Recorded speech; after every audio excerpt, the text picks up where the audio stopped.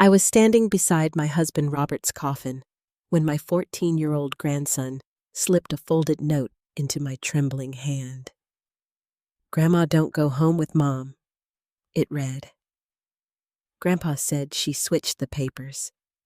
"Ask Mrs. Carter about the blue envelope." Before I could ask what it meant, my daughter Jennifer appeared beside me. Her eyes locked on my clenched fist, and the color drained from her face. "Give me that note, Mom," she demanded. "Noah is grieving. He doesn't know what he's saying." But Noah's frightened expression told me otherwise. I closed my fingers around the paper and refused. Jennifer had always been my only daughter, someone I trusted with my life. Yet as she stared at me beside her father's coffin, I felt something I had never felt before. I was afraid of her. If this story has already captured your attention, please like the video, subscribe to the channel, and tell me in the comments where you're watching from and what time it is there. And be honest, would you have trusted the note or your own daughter? 3 months before Robert died, our life had still felt ordinary. Not easy, but ordinary. Robert had been slowing down for nearly a year. He became short of breath after walking upstairs, and sometimes I caught him pressing a hand against his chest when he thought I wasn't looking. He always dismissed it as age. "I'm 71, Catherine," he would say with that crooked smile I had loved for 46 years. The warranty expired a long time ago. Then one cold morning in January, he collapsed beside the kitchen table. The doctors diagnosed him with advanced heart disease. Surgery was considered too dangerous, so they focused on medication and keeping him comfortable.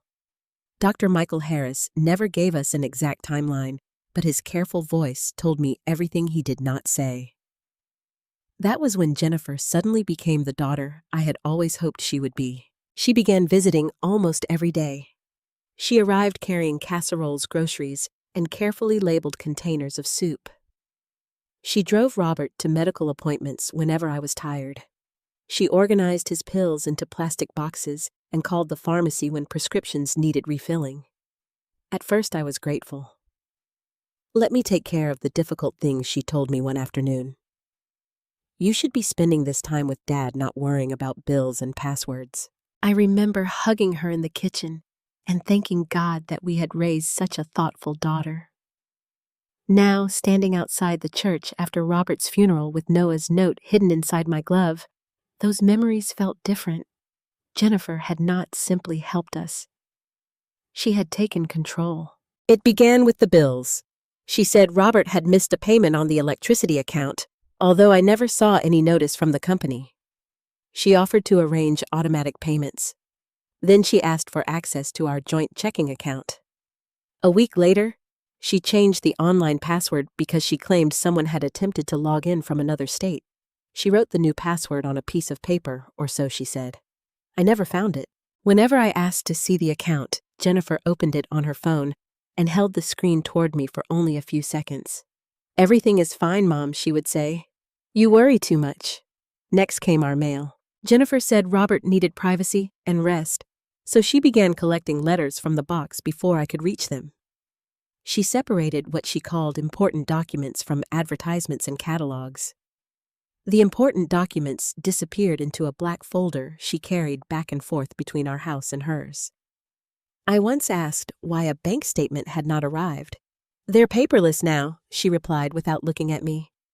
I accepted that answer because I wanted to believe her. She also began sitting beside Robert during every medical appointment.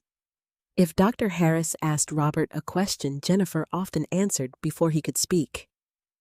"He's been confused lately," she said once. Robert turned his head sharply toward her. "I am tired," he corrected. "That isn't the same as confused." Jennifer laughed as though he had made a joke, but I noticed the way his mouth tightened. I should have paid more attention. There were other signs. Susan Carter, the attorney who had handled our legal affairs for years, called the house twice. Both times, Jennifer answered. She later told me Susan had only wanted to confirm an old mailing address. When I asked to call her back, Jennifer said there was no need. Dad shouldn't be bothered with legal matters right now, she insisted. And you have enough stress already. At the time, her words sounded protective. Now they sounded like a locked door. After the funeral service, Jennifer followed me down the church steps. Her heels struck the stone with quick, impatient clicks. "Mom, Jason brought the car around," she said. "You're coming home with us." It was not a question. Linda Wilson stood a few feet away holding my coat. She had been my closest friend since we worked together at Franklin High School more than 30 years earlier. Linda knew when I needed advice, but she also knew when I needed someone simply to stand beside me. "I think I'll go with Linda," I said. Jennifer stopped. Her expression changed for only an instant, but I saw it clearly. The gentle concern vanished. Something harder appeared beneath it, anger perhaps, or panic. Then her sympathetic smile returned. "Mom, you shouldn't be alone with someone who doesn't understand your medical needs. I don't have any special medical needs. You haven't slept properly in days. You're overwhelmed. Jason and I have prepared the guest room. I appreciate that, but I'm going with Linda." Jennifer glanced at my closed hand. The note was still inside my glove, pressed against my palm. "What did Noah give you?" she asked. "Nothing you need to worry about. He's a child, Mom. He's grieving and confused." "So am I," I replied. "But you don't seem willing to dismiss everything I say." Her smile tightened. People were still leaving the church, offering condolences as they passed. Jennifer was too careful to create a scene in front of them. She leaned closer and lowered her voice. "You are making this much more difficult than it needs to be." A chill moved through me. Difficult for whom? For a moment, she had no answer. Then Jason walked toward us. He was broad-shouldered and dressed in an expensive black suit, although I noticed the worn edges of his shoes. His construction company had once been successful, but during the previous year he had stopped talking about new projects. Whenever Robert asked about business, Jason changed the subject. "Everything okay?" he asked. "Mom is coming with us," Jennifer said. "No," I answered. "I'm not." Jason studied me with an expression that was almost clinical, as though deciding whether I understood my own words. "You shouldn't make major decisions today, Catherine," he said. Choosing which car to ride in was hardly a major decision yet. The way he said it made me feel as if I had already been declared incapable of making one. Linda stepped forward and placed my coat around my shoulders.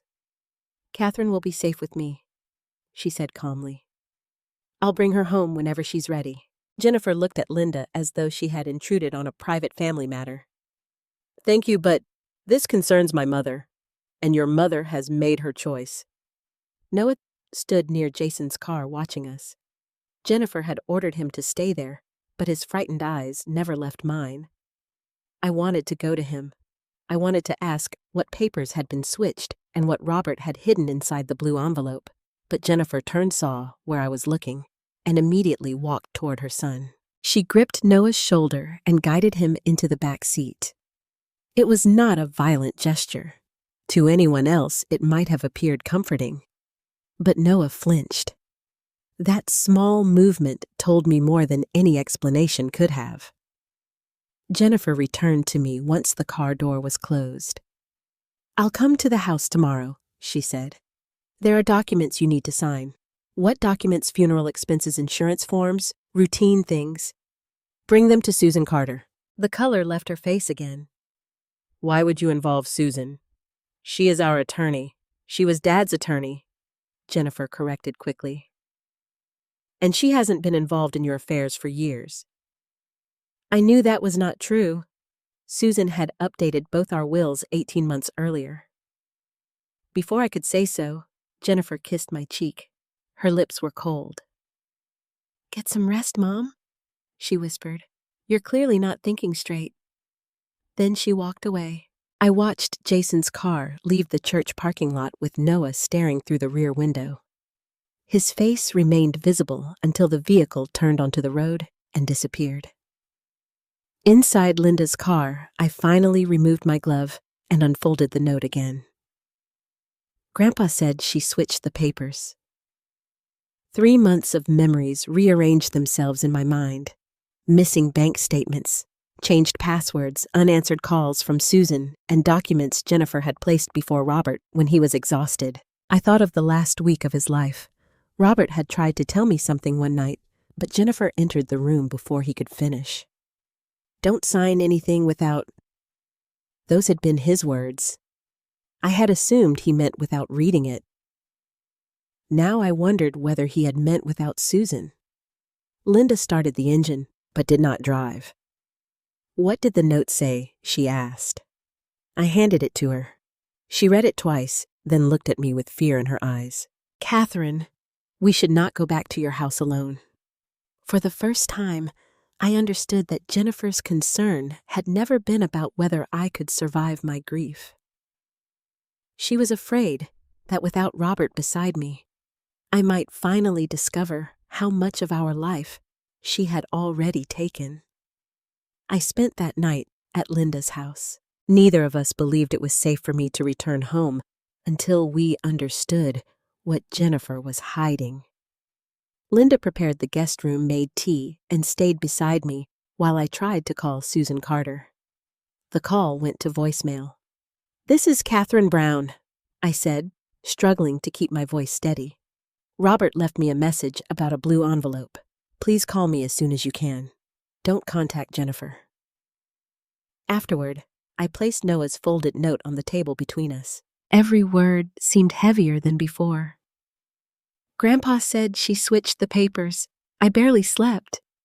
Whenever I closed my eyes, I saw Robert in his final weeks weak from medication, fighting to remain alert while Jennifer moved through our home as though everything already belonged to her. At 7 the next morning, my phone rang from a number I did not recognize. I almost ignored it. Then I answered and heard a frightened whisper. "Grandma Noah, please don't say my name too loudly." I sat up immediately. Linda, who had been sleeping in the chair beside the window, opened her eyes. "Where are you?" I asked. "At school. I'm using Ethan's phone. Mom took mine last night." "Are you safe?" "I think so. I only have a few minutes before class." His voice trembled. I wanted to reach through the phone and pull him into my arms. "Noah, you did the right thing yesterday, but you must not put yourself in danger. Tell me what Grandpa said, and then stay near your teachers." There was a pause. "Grandpa talked to me about 2 weeks before he died," Noah said. "Mom had gone downstairs to get his medicine. You were in the kitchen. He called me closer and told me I had to remember something in case he couldn't tell you himself." I gripped the phone tightly. "What did he tell you?" "He said, Mom was switching papers." The words chilled me, even though I had already read them. "What kind of papers?" "I don't know exactly." "He said she put legal documents inside the folder with his medical forms. She would tell him he was signing insurance papers, but some pages looked different." I remembered Jennifer sitting beside Robert's bed, with folders spread across his blanket. She always stood between me and the documents. Whenever I asked what they were, she said they concerned medication coverage or permission to speak with the hospital. "Did your grandfather sign them?" I asked. "Some of them. He was worried because the medicine made him sleepy. He said he might have signed something before he understood what it was." My chest tightened with guilt. I had been in the same house. How had I failed to see what was happening? "Grandpa didn't want to scare you," Noah continued. "He said you were already worried about him. He thought he could stop Mom without making everything worse." That sounded exactly like Robert. Even while dying, he had tried to protect me from pain. "Why did he tell you instead I came into the room one day and saw Mom move papers from one folder to another? She got angry and told me never to touch Grandpa's private medical information. Later, Grandpa asked what I had seen." Noah lowered his voice further. "He told me not to argue with Mom or Dad. He said I could get caught in something dangerous." "Dangerous," I repeated. "Did he explain what he meant?" "No. but Mom and Dad have been fighting about money. I looked at Linda. She had moved closer and could hear Noah through the quiet room. What did you hear? A few weeks ago, I woke up after midnight because they were shouting downstairs. Dad said the company owed more than $600,000. Jason's construction company. The worn edges of his expensive shoes flashed through my mind. He said something about failed developments and investors who wanted their money back. Noah continued. Mom told him to be quiet because I might hear. Dad said there wasn't any other way out. What did he say next? Noah hesitated. He said your house and your accounts were the only things valuable enough to save them. For a moment, I could not breathe. Our house was not simply an investment. Robert and I had purchased it 42 years earlier. He had repaired every room with his own hands. We had raised Jennifer there. It held birthday marks on a pantry door, scratches from her first bicycle, and memories from nearly half a century of marriage. To Jason, it was apparently nothing more than an escape route. What did Jennifer say? I whispered. She said they couldn't take anything openly because Grandpa would stop them. She said they needed people to believe you couldn't manage your own life anymore. My free hand began to shake. Linda reached over and held it. Are you certain those were her words? Yes. Dad asked how they would prove it. Mom said you had been forgetting things because of stress. She said after Grandpa died, it would be easier because everyone would think grief had confused you. A terrible pattern came into focus. Jennifer had told Dr. Harris I was overwhelmed. She had answered questions for Robert and repeatedly described him as confused. At the funeral, both she and Jason had spoken as if choosing to ride with Linda proved I could not make sensible decisions. They were not reacting to my grief. They were documenting it. Noah, I said carefully, have they ever asked you to tell anyone that I forget things? Mom asked if you ever left the stove on or forgot my birthday. I said no. Then she told me I needed to think harder. My stomach turned. Listen to me. None of this is your fault. I should have told you sooner.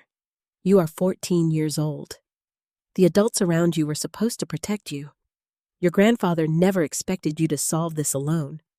He only trusted you to carry a warning when he could no longer deliver it himself. Noah began to cry quietly. What if Dad goes to jail? What if Mom hates me? The choices they made belong to them. Telling the truth does not make you responsible for the consequences. But they're still my parents, and you can love them while knowing that something they did was wrong. For several seconds, neither of us spoke. Then Noah said, There's more. I straightened. What else? The blue envelope. Grandpa said it had proof inside. He told me. A sharp voice sounded in the distance. Noah, he gasped. Is that Jennifer? I asked. She came to the school. I heard movement, footsteps, and Noah breathing quickly. Go toward a teacher, I told him. Do not leave alone with anyone if you feel unsafe. I have to go. Noah, where's the envelope? He said the brass key. The phone scraped against something. Jennifer's voice became clearer. Whose phone is that, Mom? Wait. There was a brief struggle, followed by silence. Then Jennifer spoke directly into the phone. Mother. Her tone was calm, but the coldness beneath it frightened me more than shouting would have. Where is Noah? I demanded. He is at school where he belongs. Why are you secretly calling my son? He called me. You had no right to involve him in your paranoia. I didn't involve him. Your father did. Silence followed. It lasted only a second, but it was enough. What exactly did Noah tell you? She asked. Why are you afraid of what he knows? I'm afraid you're manipulating a grieving child. You took his phone after he warned me. I took it because he needs boundaries. Does he need boundaries, or do you need his silence? Jennifer's breathing changed. You are confused, Mom. Linda is making this worse. Come home with me and we can discuss everything calmly. I'm not going anywhere with you. You shouldn't be making decisions alone right now. I just made one. Her voice hardened. If you keep frightening Noah, I will make sure you cannot contact him again. The threat landed exactly as she intended. She knew how deeply I loved him. Before I could respond, she ended the call. I stared at the phone as if it might ring again. It did not. Linda immediately wrote down everything Noah had said, including the debt, the switched documents, and Jennifer's plan to portray me as incapable. I saved the unfamiliar number under Ethan's name, then sent one brief message. "Thank you for helping, Noah. Please tell a trusted teacher what happened." A moment later, a reply appeared. "I will. My mom is coming too." That small message gave me some comfort, but one unanswered question overshadowed everything else. Before Jennifer interrupted him, Noah had mentioned a brass key. I looked again at Robert's note.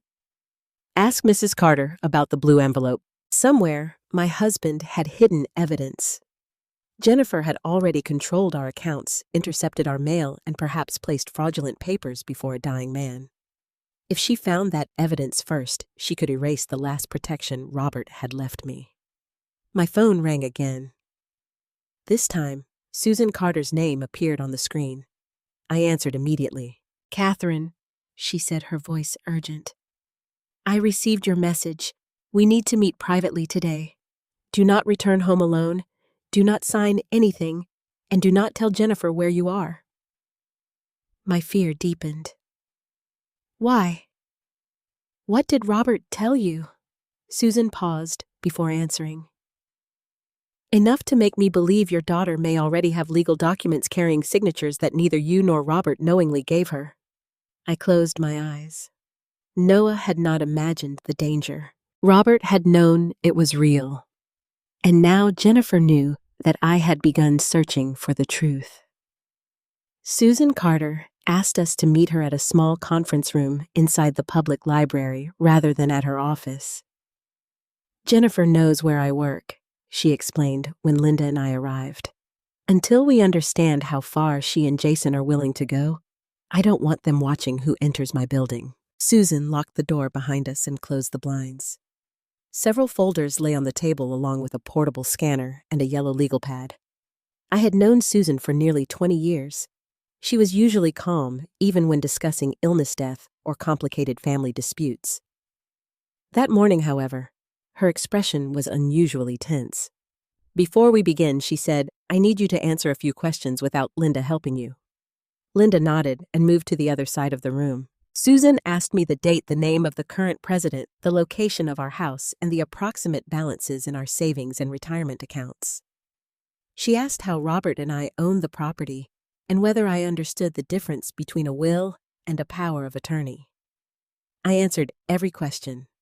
Then she asked why I believed Jennifer might be interfering with my affairs. I told her everything Noah had revealed: the switched documents, Jason's debt, the conversation about using my home to save his company, and Jennifer's plan to make people believe I was no longer capable of managing my life. Susan wrote carefully for nearly 20 minutes. When I finished, she set down her pen. "I'm documenting your mental clarity," she said. "Jennifer may try to argue that your grief has impaired your judgment. From this moment forward, every independent record matters." The idea that my own daughter might ask a court to take control of my life still felt impossible. "What legal documents did Robert tell you about?" I asked. Susan opened the first folder. 6 weeks ago, Robert called me from a number I didn't recognize. He said he believed Jennifer was placing documents in front of him while he was heavily medicated. He wasn't sure what he had signed, but he remembered seeing the words property transfer on one page. My hands went cold. "Why didn't you call me?" "I tried. 3 times. I remembered Jennifer answering those calls and claiming Susan only wanted to confirm an old address. "She intercepted them," I whispered. Susan nodded grimly. "Robert specifically asked me not to leave detailed messages. He believed Jennifer had access to both your phones." She removed a photocopy from the folder and slid it across the table. It was a quitclaim deed transferring Robert's ownership interest in our house to Jennifer. The signature at the bottom looked almost exactly like his. Almost. Robert's handwriting had changed during his illness, but I knew the shape of every letter. I had seen his name on birthday cards, tax returns, love notes, and checks for 46 years. "This isn't right," I said. "What do you notice?" He always connected the R in Robert to the next letter. Here they're separated, and his middle initial is wrong. The document read Robert D. Brown. Robert's legal name was Robert Daniel Brown, but he had signed important documents as Robert B. Brown since his 20s, using his confirmation name Benjamin as a private habit. It had caused occasional confusion, yet Susan had always instructed him to remain consistent on legal papers. "This says D," I said. "He would never sign that way." Susan watched me carefully. "That may be important. The deed was submitted electronically 12 days before Robert died, but the county recorder flagged it because the notary registration number was invalid. It hasn't been officially recorded." Relief washed through me, but it lasted only a moment. "If that document failed, they may have prepared another one," Susan warned. She showed me a second file. It was an application for a home equity line of credit worth $275,000. It included Robert's signature and mine. I had never seen it before. The signature bearing my name was smoother than my real handwriting, as though someone had practiced it repeatedly. According to the application, the money would be deposited into an account belonging to JMB Development Holdings. "Jason's company?" Linda asked. Susan nodded. I felt physically ill. "They used my identity." "They attempted to," Susan corrected. "The bank requested an in-person identity check before final approval. That appears to be why no funds were released." I stared at the false signature. Jennifer had sat at my kitchen table. She had eaten meals I prepared and hugged me before leaving. All the while, she had apparently been helping someone imitate my name. "How did you obtain these copies?" "Robert sent me photographs," Susan said. "He found the papers in Jennifer's black folder while she was downstairs." The black folder. I had watched Jennifer carry it through my house dozens of times. "He photographed as much as he could," Susan continued. "Then he called me and asked what he should do. I told him not to confront Jennifer alone. I also told him to preserve every document and record every conversation he legally could. Did he? I believe so, but I don't have everything." Susan opened a smaller envelope and removed a handwritten note. This time, I recognized Robert's writing immediately. "Susan, if anything happens before I can stop this, protect Catherine. Jennifer is desperate, and Jason is worse." The blue envelope contains the originals. Catherine will understand where to look when Noah gives her the message. R.B. I touched the final initials with one finger. "Why involve Noah?" Linda asked. Robert believed Jennifer monitored Catherine's phone and mail. Susan replied, Noah was the only person in the house she underestimated. A wave of grief struck me. Robert must have been terrified, yet he had continued pretending everything was normal because he did not want Jennifer to know he was gathering evidence. "What is in the blue envelope?" I asked. Robert never told me exactly. He said it contained proof of the fraudulent documents' financial records and instructions for recovering something stored elsewhere. Where I don't know. I told her what Noah had said before Jennifer seized the phone. He mentioned a brass key. Susan leaned back thinking. Did Robert own a safe deposit box? We had one years ago, but we closed it after the bank moved. A private storage unit, not that I know of. Could the key be inside your house? The thought of returning home frightened me, but I forced myself to consider it. Robert kept dozens of keys in a shallow wooden drawer near the kitchen. Most belonged to old padlocks, toolboxes, or cabinets. Jennifer knew about that drawer. If she had searched the house, she would have checked it first. There was a brass key on Robert's personal keyring, I said slowly. Small and old-fashioned. I asked about it once, but he joked that it opened a treasure chest. Do you know where the keyring is now? I pictured Robert's belongings after he died. His watch, wallet, glasses, and wedding ring had been placed in a clear hospital bag. Jennifer had taken the bag.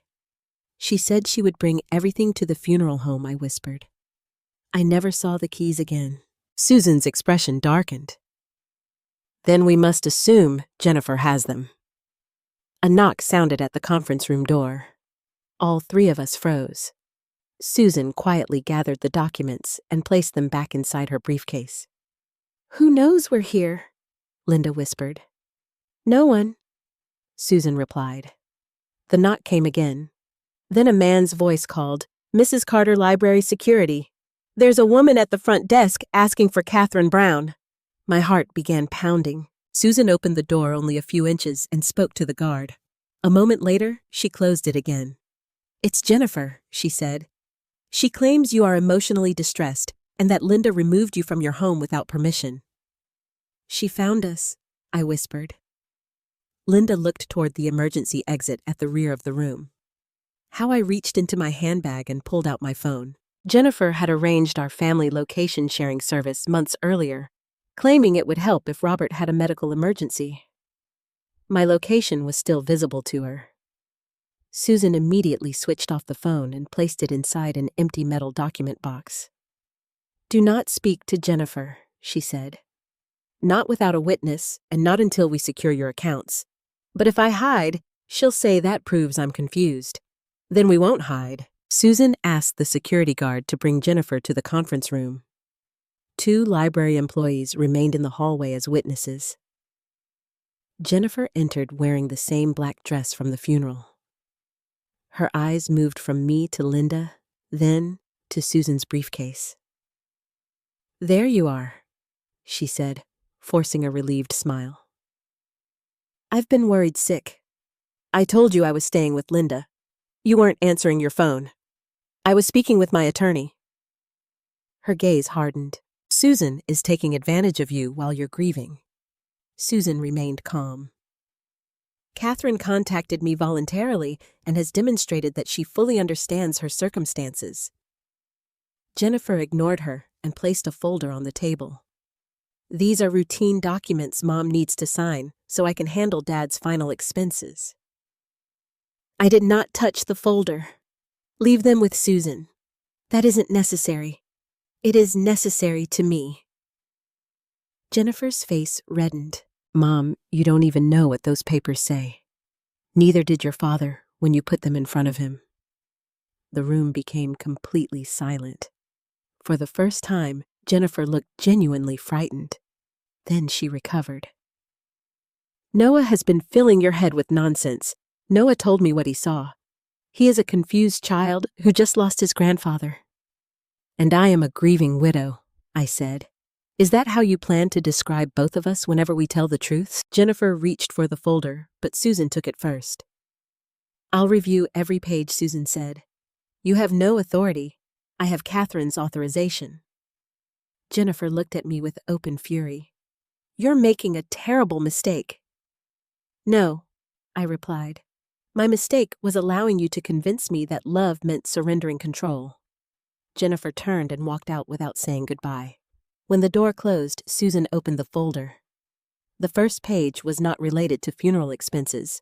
It was a durable power of attorney granting Jennifer authority over my bank accounts, medical decisions, personal property, and home. If I had signed it, she could have taken control of nearly every part of my life. Beneath it was a typed statement claiming I had recently experienced confusion, memory loss, and an inability to manage basic financial decisions. My daughter had come to the library hoping I would sign away my freedom. Susan photographed every page. We need to protect you immediately, she said. Today we notify the banks, freeze new credit applications, revoke any unknown authorizations, and arrange an independent cognitive evaluation. And the blue envelope? We find it before Jennifer does. I looked at the door through which my daughter had disappeared. Jennifer knew I was searching now. She knew Susan had Robert's warning, and she knew Noah had spoken to me. Whatever was inside the blue envelope frightened her enough to follow me across town. We no longer had the luxury of time. By noon, Susan had contacted both of our banks, the 3 major credit bureaus, and the county recorder's office. Every request was documented in writing. A fraud alert was placed on my identity. No new credit could be opened without direct verification.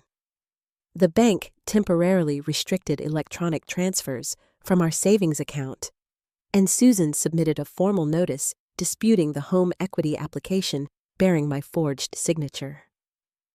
For the first time since Robert's funeral, I felt as though we had closed one of the doors Jennifer had been trying to force open. But Susan warned me not to mistake a delay for safety. If Jennifer already has access to your records, she may know enough to answer security questions, she said. We need to change every password, replace every card, and review at least 12 months of transactions. Linda helped me create a new email address that Jennifer did not know. We used it to update my financial accounts and arrange an independent appointment with a doctor Susan trusted. Then Susan asked the question I had been dreading.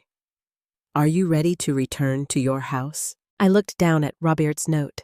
The blue envelope was somewhere inside, or at least I hoped it was. I have to go back, I said. If Jennifer finds the evidence first, we may never know what Robert left for me. Susan arranged for a retired police officer named Frank Ellis to accompany us. Frank worked as a private investigator on financial exploitation cases. He was in his early 60s with patient gray eyes and a voice that remained calm even when he discussed danger. Before we left the library, he asked whether Jennifer had keys to my house. She has had one for years, I answered. Does Jason? Probably. Jennifer may have made him a copy. Then we should assume they can enter whenever they want. The idea of my daughter walking freely through my home no longer felt comforting. It felt like an invasion. When we reached my street, Frank drove past the house once without stopping. My curtains were closed. Robert's truck remained in the driveway exactly where it had been before the funeral. Nothing looked disturbed from outside. On the second pass, Frank parked across the street and studied the windows. Did you leave the porch light on? He asked. I don't remember. The words had barely left my mouth when fear seized me. That was exactly the kind of ordinary uncertainty Jennifer could use against me. Frank seemed to notice my reaction. Most people don't remember whether they left a porch light on, he said. That is not evidence of impairment. I nodded gratefully. We approached the house together. Susan stayed close to me while Frank examined the front door. There were no signs of forced entry. I inserted my key, but the door was already unlocked. I locked it before the funeral, I said. Are you certain? Susan asked gently. Yes, this time I was certain. Frank entered first and called out, announcing our presence. No one answered. The living room looked untouched. Sympathy cards still covered the mantel. Robert's reading glasses rested beside his chair, and the blanket I had placed over him during his final evening remained folded across the armrest. For one fragile moment, I expected him to walk in from the kitchen. Then, I noticed the family photograph on the side table. It had been turned face down. I lifted it carefully. The photograph showed Robert and me with Jennifer and Noah at Thanksgiving 2 years earlier. Jason had taken the picture. Was it like that when you left? Linda asked. No. Frank photographed it before I set it upright. We moved into the kitchen. Several drawers stood slightly open. The shallow wooden drawer containing Robert's collection of keys had been pulled completely out and placed on the counter. The keys were scattered beside it. She searched here, I whispered. Frank examined the drawer without touching it. Do you recognize anything missing? I studied the pile. Old padlock keys, a rusted car key, 2 tiny keys from luggage we no longer owned. The brass key from Robert's personal ring was not there, but Jennifer had taken his hospital belongings. She may already have possessed it before searching the house. Upstairs, the disturbance became impossible to deny. My bedroom closet had been opened. Shoeboxes were stacked on the floor, and the pockets of Robert's jackets had been turned inside out. The drawer where we stored tax records was unlocked with files placed back in the wrong order. Jennifer knew I organized them by year. Whoever searched the room had been in a hurry. Linda opened the linen closet and gasped. A blue envelope lay on the floor beneath a pile of towels. I rushed toward it, but Frank raised one hand. "Let me photograph it first." My heart pounded while he documented the envelope's position. It was large, dark blue, and sealed with clear tape. Susan put on a pair of gloves and lifted it. "It feels empty," she said. She carefully opened the flap. Inside was a single sheet of paper. Across the center in Robert's handwriting were 4 words, "Too late." I found it. For several seconds, none of us spoke. "That isn't a message to me," I said. Susan examined the writing. "No. Robert expected someone else to find this envelope. He used it as a decoy," Frank said. A strange mixture of pride and grief rose in my chest. Even while his body was failing, Robert had anticipated Jennifer's search. He had hidden a false envelope where she might discover it, hoping she would believe she had found the evidence. But if Jennifer had opened it, she now knew she had been deceived. Where would he hide the real one, Linda asked. I looked around the bedroom. Robert had built the shelves inside the closet himself. He had repaired the dresser drawers, replaced the window frames, and installed a small lockbox beneath the bed years earlier.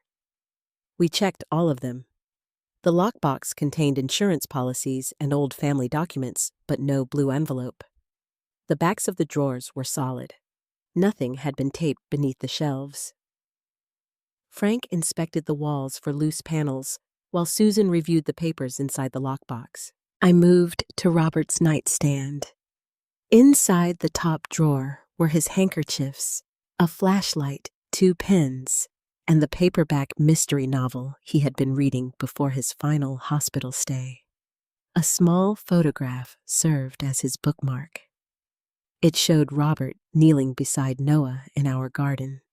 They were building a wooden birdhouse together. Noah could not have been older than 7. On the back, Robert had written, "The best treasures are protected by what we build for those we love." I read the sentence twice. "Linda," I said, "do you remember the birdhouse? The one near the back fence?" I nodded. Robert and Noah had built 3 birdhouses over the years.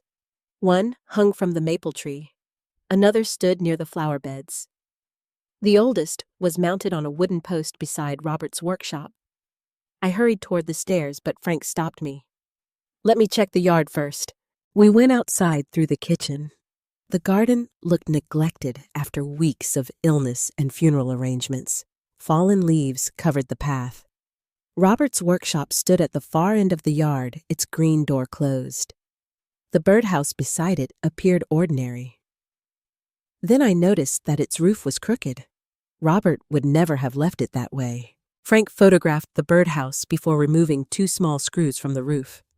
Inside, beneath a layer of dried grass, was a plastic bag containing another folded note. There was no envelope.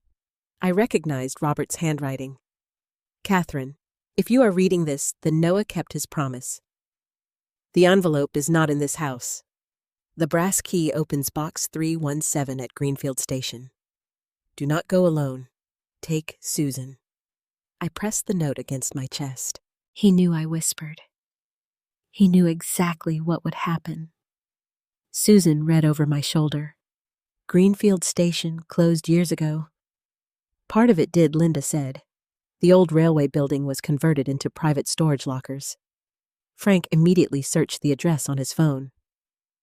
"The building still operates," he confirmed, "but it closes at 5. It was already after 4. We replaced the roof and began walking toward the house. Then a car door slammed at the front of the property. Jennifer appeared around the side of the house. Jason followed several steps behind her. My daughter's gaze moved from my face to the birdhouse, then to the folded note in my hand. "You had no right to come here without telling me," she said. I stared at her in disbelief. "This is my home. You're not supposed to be making important decisions while you're emotionally unstable. Susan stepped between us.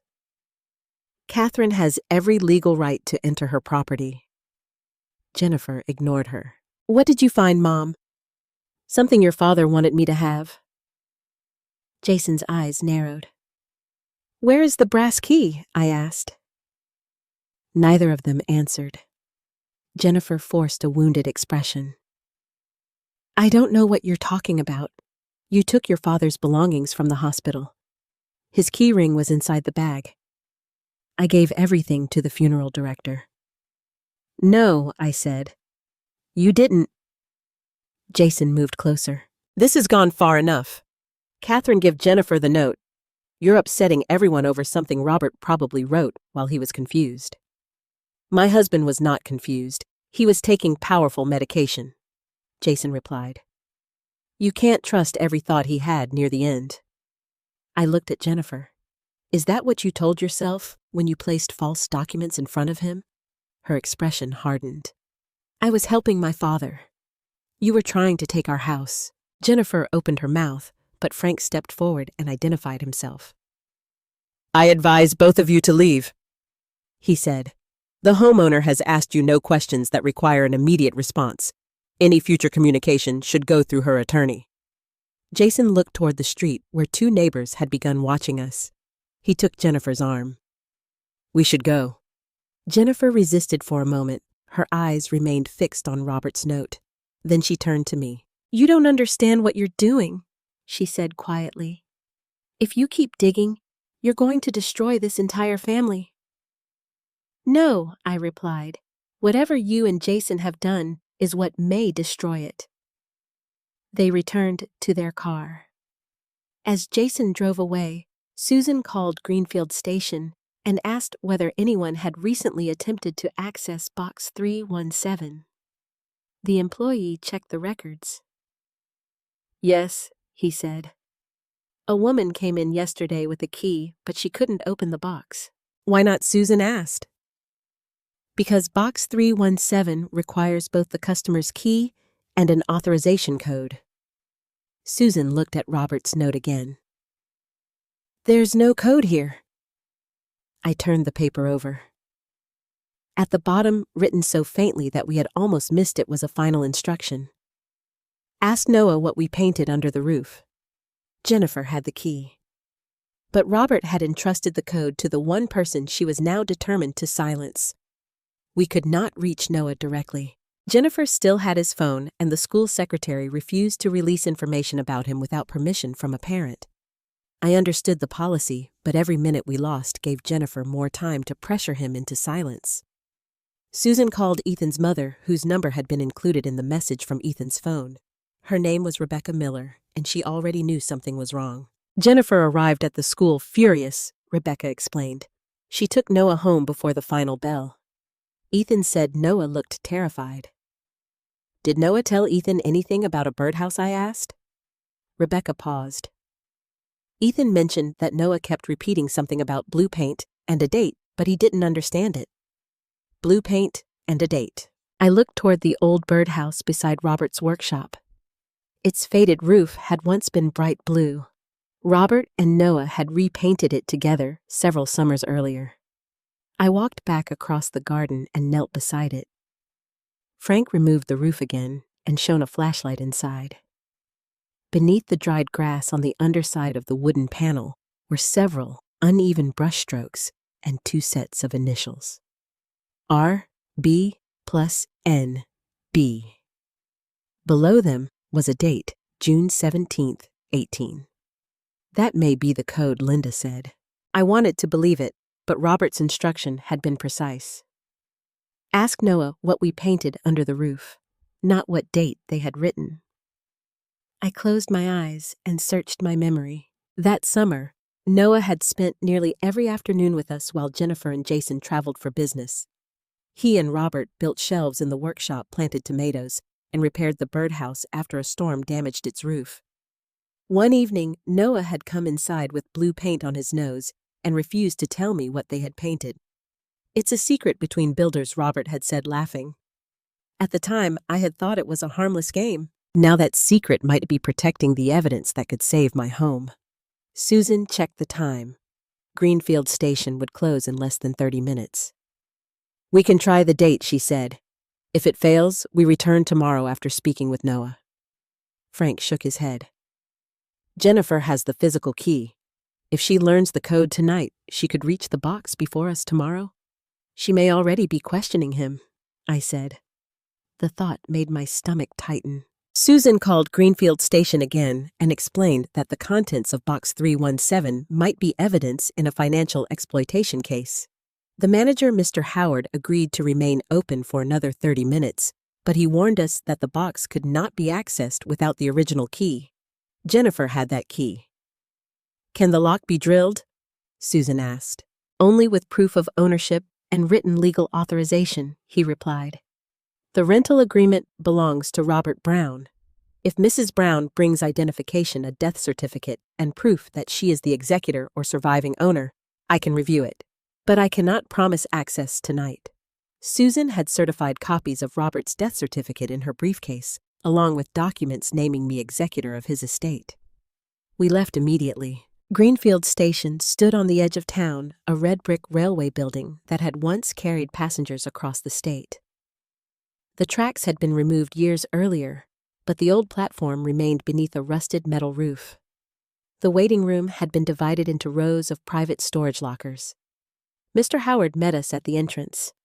He was a thin man in his late 60s, wearing a brown cardigan and wire-framed glasses. After reviewing my identification and Susan's documents, he led us down a narrow corridor. Box 317 was smaller than I expected, built into a wall of gray metal compartments. It had a keyhole beneath a digital keypad. Your husband rented it 4 months ago, Mr. Howard said. He paid for 1 year in cash. Did he come alone? The first time, yes. On his second visit, a teenage boy was with him. Noah, I whispered. Mr. Howard nodded. I remember because the boy carried a wooden birdhouse. They were laughing about getting paint on the seats of the car. Robert had created the code before his illness became severe. He had not acted from confusion or fear caused by medication. He had deliberately built a safeguard that connected the evidence to a private memory shared with his grandson. Did Jennifer come here yesterday? Frank asked. Mr. Howard hesitated, then checked the access log.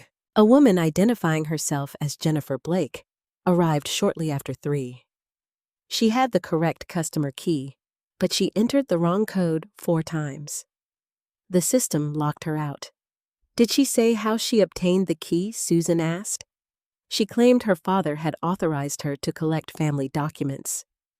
When I requested written proof, she became angry and left. Mr. Howard showed us the electronic record. 4 codes had been attempted. My heart sank. Jennifer had already tried the date beneath the roof. It had failed. She knows about the date, I said. Then the date is only part of the clue, Frank replied. Mr. Howard explained that the keypad required 6 digits. After 5 failed attempts, the system would trigger a 24-hour security lock. Jennifer had used 4. We had only 1 chance.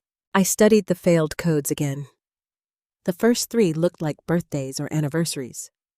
The 4th was the date painted beneath the birdhouse roof. What else had they painted? I tried calling Noah from Linda's phone, hoping Jennifer might allow him to answer an unfamiliar number. No response. Rebecca called Ethan, who searched through old messages from Noah. There were photographs of school projects, basketball games, and several wooden objects Noah had built with Robert. Then Ethan found a picture from the summer of 2018. He sent it to Rebecca, who forwarded it to Susan. The image showed 7-year-old Noah holding the birdhouse before its roof had been attached. Painted inside was a small yellow sun surrounded by blue sky. Beneath it, in a child's handwriting, were the words, "Sun always returns." My breath caught. Robert used to say that whenever I was frightened or discouraged. The sun always returns, Catherine, even after the longest storm. Could the code be related to the sun? Linda asked. Maybe the number of letters Susan suggested. 3 letters in Sun 6 in always and 7 in returns. But the keypad required 6 digits. I enlarged the photograph. Beside the painted sun were 6 short rays. 3 were yellow and 3 were orange. Beneath the circle, Noah had painted 2 tiny blue birds. 6 rays, 2 birds. The date. There were too many possible combinations and only one remaining attempt. "We should stop," Susan said. "If we guess incorrectly, the box will lock. We can secure the building and return after speaking with Noah." "What if Jennifer comes back with him?" I asked. "Mr. Howard can flag the account and refuse access." Mr. Howard agreed immediately. "No one opens this box until the ownership dispute is resolved." It was the safest decision, yet leaving without the envelope felt unbearable. As we turned away, a voice echoed from the far end of the corridor. Grandma Noah ran toward me. Rebecca followed close behind, accompanied by Ethan and a uniformed police officer. I wrapped my arms around my grandson. He was shaking. "How did you get here?" I asked. "Mom and Dad were fighting," he said breathlessly. "Mom kept asking about the birdhouse. She wanted the code. I told her I didn't remember." "Did they hurt you?" "No." "But Dad punched the wall, and Mom said everything would be my fault if they lost the house." I went upstairs, climbed out the window onto the porch roof, and ran to Ethan's house. Rebecca had called the police after Noah arrived. Because he reported feeling unsafe at home, the officer accompanied them while Child Protective Services assessed the situation. Noah looked at box 317. "Did you open it?" "Not yet. We need the code." He glanced around nervously. "Grandpa said you would know it after I told you what we painted?"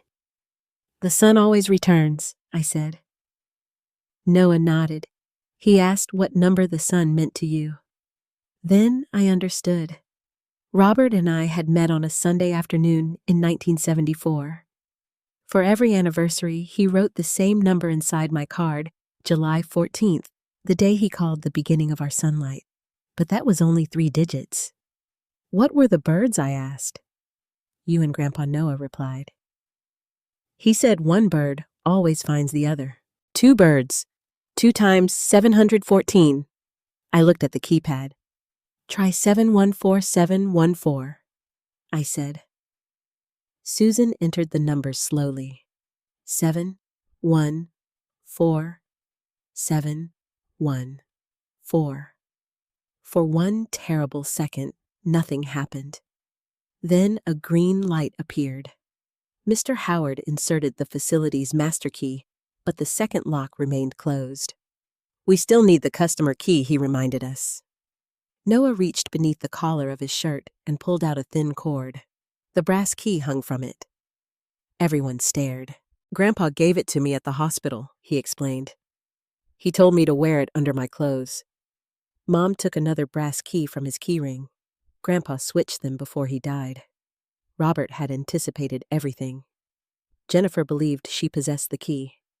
She had searched our house, discovered the decoy envelope, and raced to Greenfield Station, never realizing that Robert had entrusted the real key to Noah.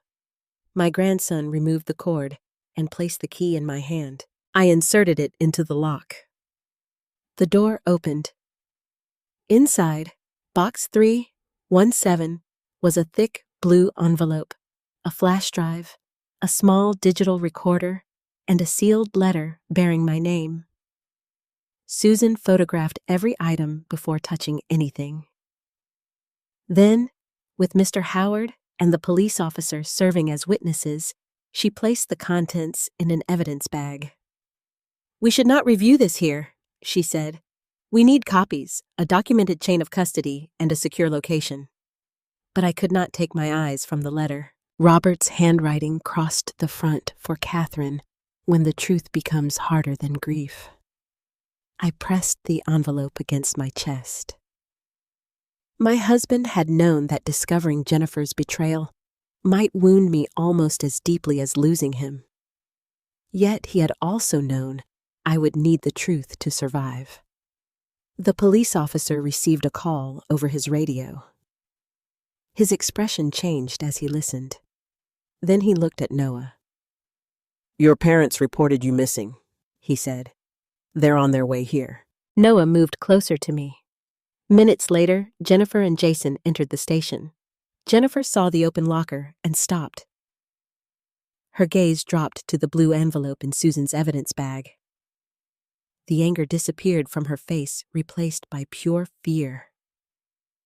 "You opened it," she whispered. "Yes," I replied. Jason turned toward Noah. "You stole that key from your grandfather." "No." Noah said, his voice unsteady but clear. "He gave it to me because he knew you would try to take it." Jason stepped forward, but the officer blocked his path. Susan held up the sealed evidence bag. "No one is touching these materials until law enforcement has reviewed them." Jennifer looked at me as tears filled her eyes. "Mom, please. You don't know what's on that recorder." "No," I said. "But you do." Her silence answered me. For weeks, Jennifer had called Robert confused Noah unreliable and me incapable. She had tried to turn grief into a weapon and love into permission. Now, for the first time, she could no longer control which version of the truth survived. Robert's voice was waiting inside that recorder, and whatever he had captured was frightening enough to make my daughter beg me not to listen. Susan refused to play the recorder at Greenfield Station. "We need to preserve the original exactly as Robert left it," she said. "If this becomes evidence, no one should be able to claim that the files were altered." Jennifer stood several feet away, staring at the sealed evidence bag. "Mom, please listen to me," she said. Dad misunderstood what was happening. "You seemed certain he was confused before you knew what he recorded. He was sick. The medication affected his judgment. Then, why are you frightened?" Jason stepped forward. "Because you're turning a family misunderstanding into a criminal investigation." The police officer raised one hand.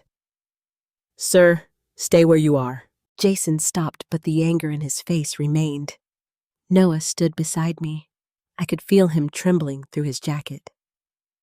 Rebecca had placed a protective arm around Ethan and moved both boys away from Jason. Jennifer looked at her son. "Noah, come with us." He took a step closer to me instead. "You said it would be my fault if you lost the house," he replied. "I was upset. I didn't mean that." Dad punched the wall. "He would never hurt you." Noah lowered his eyes. "I didn't say he would. I said I was scared." The officer wrote down his words. Jennifer noticed and immediately changed her tone. "This is being exaggerated. My son is grieving. He climbed out of a window and ran away. He needs to come home. Child Protective Services will decide where he stays tonight," the officer said. Jason swore under his breath. Susan gathered the evidence and asked Frank to accompany her to her office. Mr. Howard printed the access records showing Jennifer's failed attempts to open Box 317. He also preserved security footage from the previous day and that evening. Before we left, Jennifer moved toward me. "Whatever is on that recorder," she whispered, "you need to remember that Dad loved me. I know he did. He wouldn't want to destroy my life." "Then perhaps you should have remembered his love before you tried to steal ours." Her face crumpled for a moment. I wanted to embrace her. Some instinct inside me still recognized the little girl who once ran into my bedroom during thunderstorms and climbed beneath the blankets between Robert and me. But the woman standing before me had forged my signature and tried to convince others that I could not control my own life. Love did not require blindness. I walked away. At Susan's office, Frank photographed each item before breaking the seal in front of us. The flash drive was copied onto 2 encrypted devices. One copy would be delivered to the police, and the other would remain in Susan's secure evidence cabinet. The digital recorder contained 11 audio files. Susan connected it to a computer without modifying the original data. Each file was dated during the final 6 weeks of Robert's life. "Catherine," She said you don't have to listen tonight. Yes, I do. Noah was waiting in another room with Rebecca and a child welfare caseworker. I did not want him to hear whatever his grandfather had recorded. Susan played the first file. For several seconds, there was only the sound of fabric moving and Robert breathing. Then Jennifer's voice filled the room. Dad, I need you to sign the insurance authorization. Robert sounded weak but alert. Let me read it. It's routine. The hospital needs permission to speak with me. Then why does it mention the property? Silence followed. A page turned. Jennifer spoke again more slowly. You're tired. You're mixing up the documents. No. This says I'm transferring my interest in the house. It only allows me to manage things while you're sick. That isn't what it says. The recording ended. I covered my mouth with one hand. Robert had known. He had challenged her directly, yet she had continued telling everyone that he was too confused to understand. The second file began 2 days later. Jason was speaking. The bank rejected the application because Catherine wasn't there. Keep your voice down, Jennifer said. We don't have time. The investors are threatening to sue. I can get Mom's signature. How I already have copies. I just need to make it look right. My stomach turned. Jason lowered his voice, but the recorder captured every word. And the deed? The county flagged the notary number. I'm fixing it. What about Susan? Mom hasn't spoken to her in months. I control the phone, the mail, and the appointments. As long as Dad stays quiet, Susan won't know. Robert's breathing could be heard in the background. They had been speaking in his bedroom while believing he was asleep. Linda began crying silently. Susan paused the recording. Do you want to stop? No. The third and fourth files documented Jennifer discussing my bank balances, retirement account, and home equity with Jason. They spoke about my life as though dividing assets from an abandoned building. In the fifth recording, Jennifer said something that hurt more than the forged signatures. Mom will cooperate after Dad dies. She can't handle being alone. We'll tell her she needs us, and eventually she'll believe it. Jason laughed. She still thinks you're helping her. I am helping her. She doesn't need that much money or a house that size. We have real problems. I stood so quickly that the chair struck the wall. All my life, I had taught Jennifer that hardship should make us more compassionate.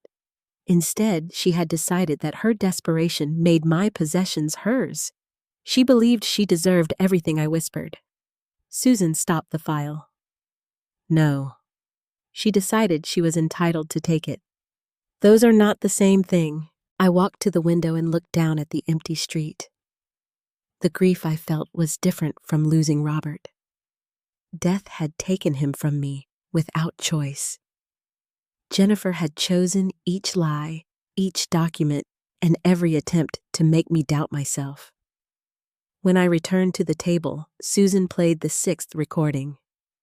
This time, Robert and Jennifer were arguing.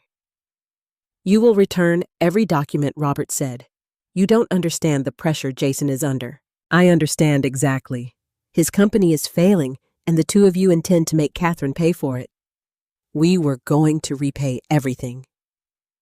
With what money? Jason has another development starting. He has no development. He has debts. Jennifer's voice broke. You never believed in him. I believed in both of you until you began stealing from your mother. I haven't taken anything. You forged her name. A sharp sound followed, possibly Jennifer striking the bedside table. You're confused, she said. Robert's response was quiet. That lie will not save you. The file ended. I could almost see him lying in bed, physically weak, but refusing to surrender the truth. The seventh recording contained a conversation between Jason and an unidentified man. They discussed using a notary seal belonging to someone who had retired years earlier. The man demanded payment. Jason promised he would receive it after the house transfer was completed. Frank noted the time and date. That may identify another participant, he said. The 8th file was recorded the night Noah had overheard his parents fighting. Jason spoke first. "If your father tells Catherine we're finished." "He won't," Jennifer answered. "He's trying to protect her. And after he dies, we establish that Mom is unstable." Dr. Harris already has notes about her stress. She answered every question at the appointment. I answered most of them first. The record will show concern about confusion. I remembered Jennifer interrupting me in the examination room and correcting answers I had not given incorrectly. Jason lowered his voice. "What if Catherine refuses to sign the power of attorney, then we petition for guardianship?" The words left me numb. Guardianship. They had not merely wanted my property. They had planned to ask a court to remove my right to make decisions for myself. Jennifer continued. "Once we control the accounts, we can stabilize the company, sell the house, and move Mom somewhere manageable, like assisted living, whatever is cheapest." Linda gasped. I stared at the recorder. My daughter had discussed disposing of my home and placing me in the cheapest facility available as calmly as she might have planned a grocery list. Susan stopped the audio. "This recording is extremely important," she said. "It demonstrates planning motive and an attempt to manufacture evidence of incapacity." "Play the rest." The 9th file captured Robert alone. His breathing was strained. "Catherine, if you ever hear this, I am sorry I didn't warn you sooner. I kept hoping Jennifer would stop. I thought confronting her would make her understand what she was becoming." His voice weakened, followed by several seconds of coughing. "I was wrong." Tears blurred my vision. "You must trust yourself. Grief does not make you incapable. Kindness does not make you foolish. Jennifer will use both against you if she can." I pressed my fist against my lips. Robert continued. "Noah knows about the birdhouse and the key. Protect him. He saw more than Jennifer realizes, and Jason frightens him. Susan has enough to begin, but the blue envelope has the originals." The recording ended. For several minutes, no one spoke. Then Susan opened the thick blue envelope. Inside were copies of bank statements, credit applications, the rejected deed, printed emails between Jennifer and Jason, and photographs of documents bearing forged signatures. There was also a handwritten list of unauthorized transactions. Over 8 months, nearly $90,000 had disappeared from an investment account Robert believed was inactive.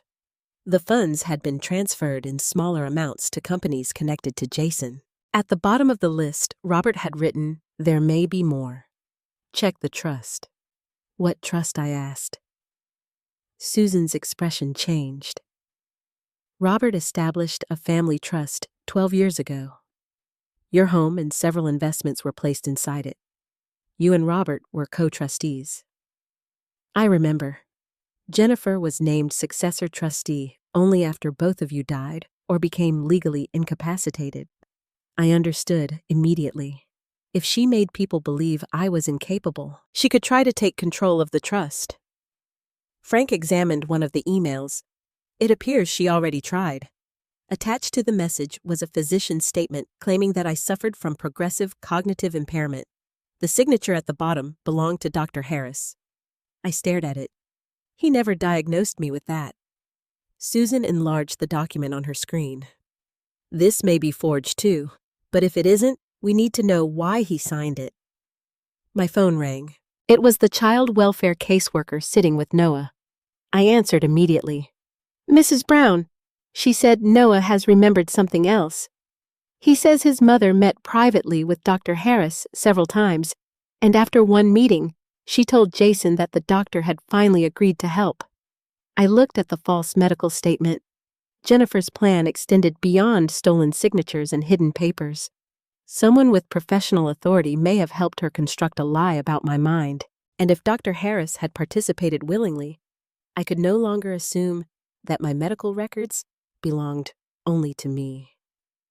By 8 the next morning, Susan had prepared a formal request for my complete medical records. She warned me not to contact Dr. Harris personally.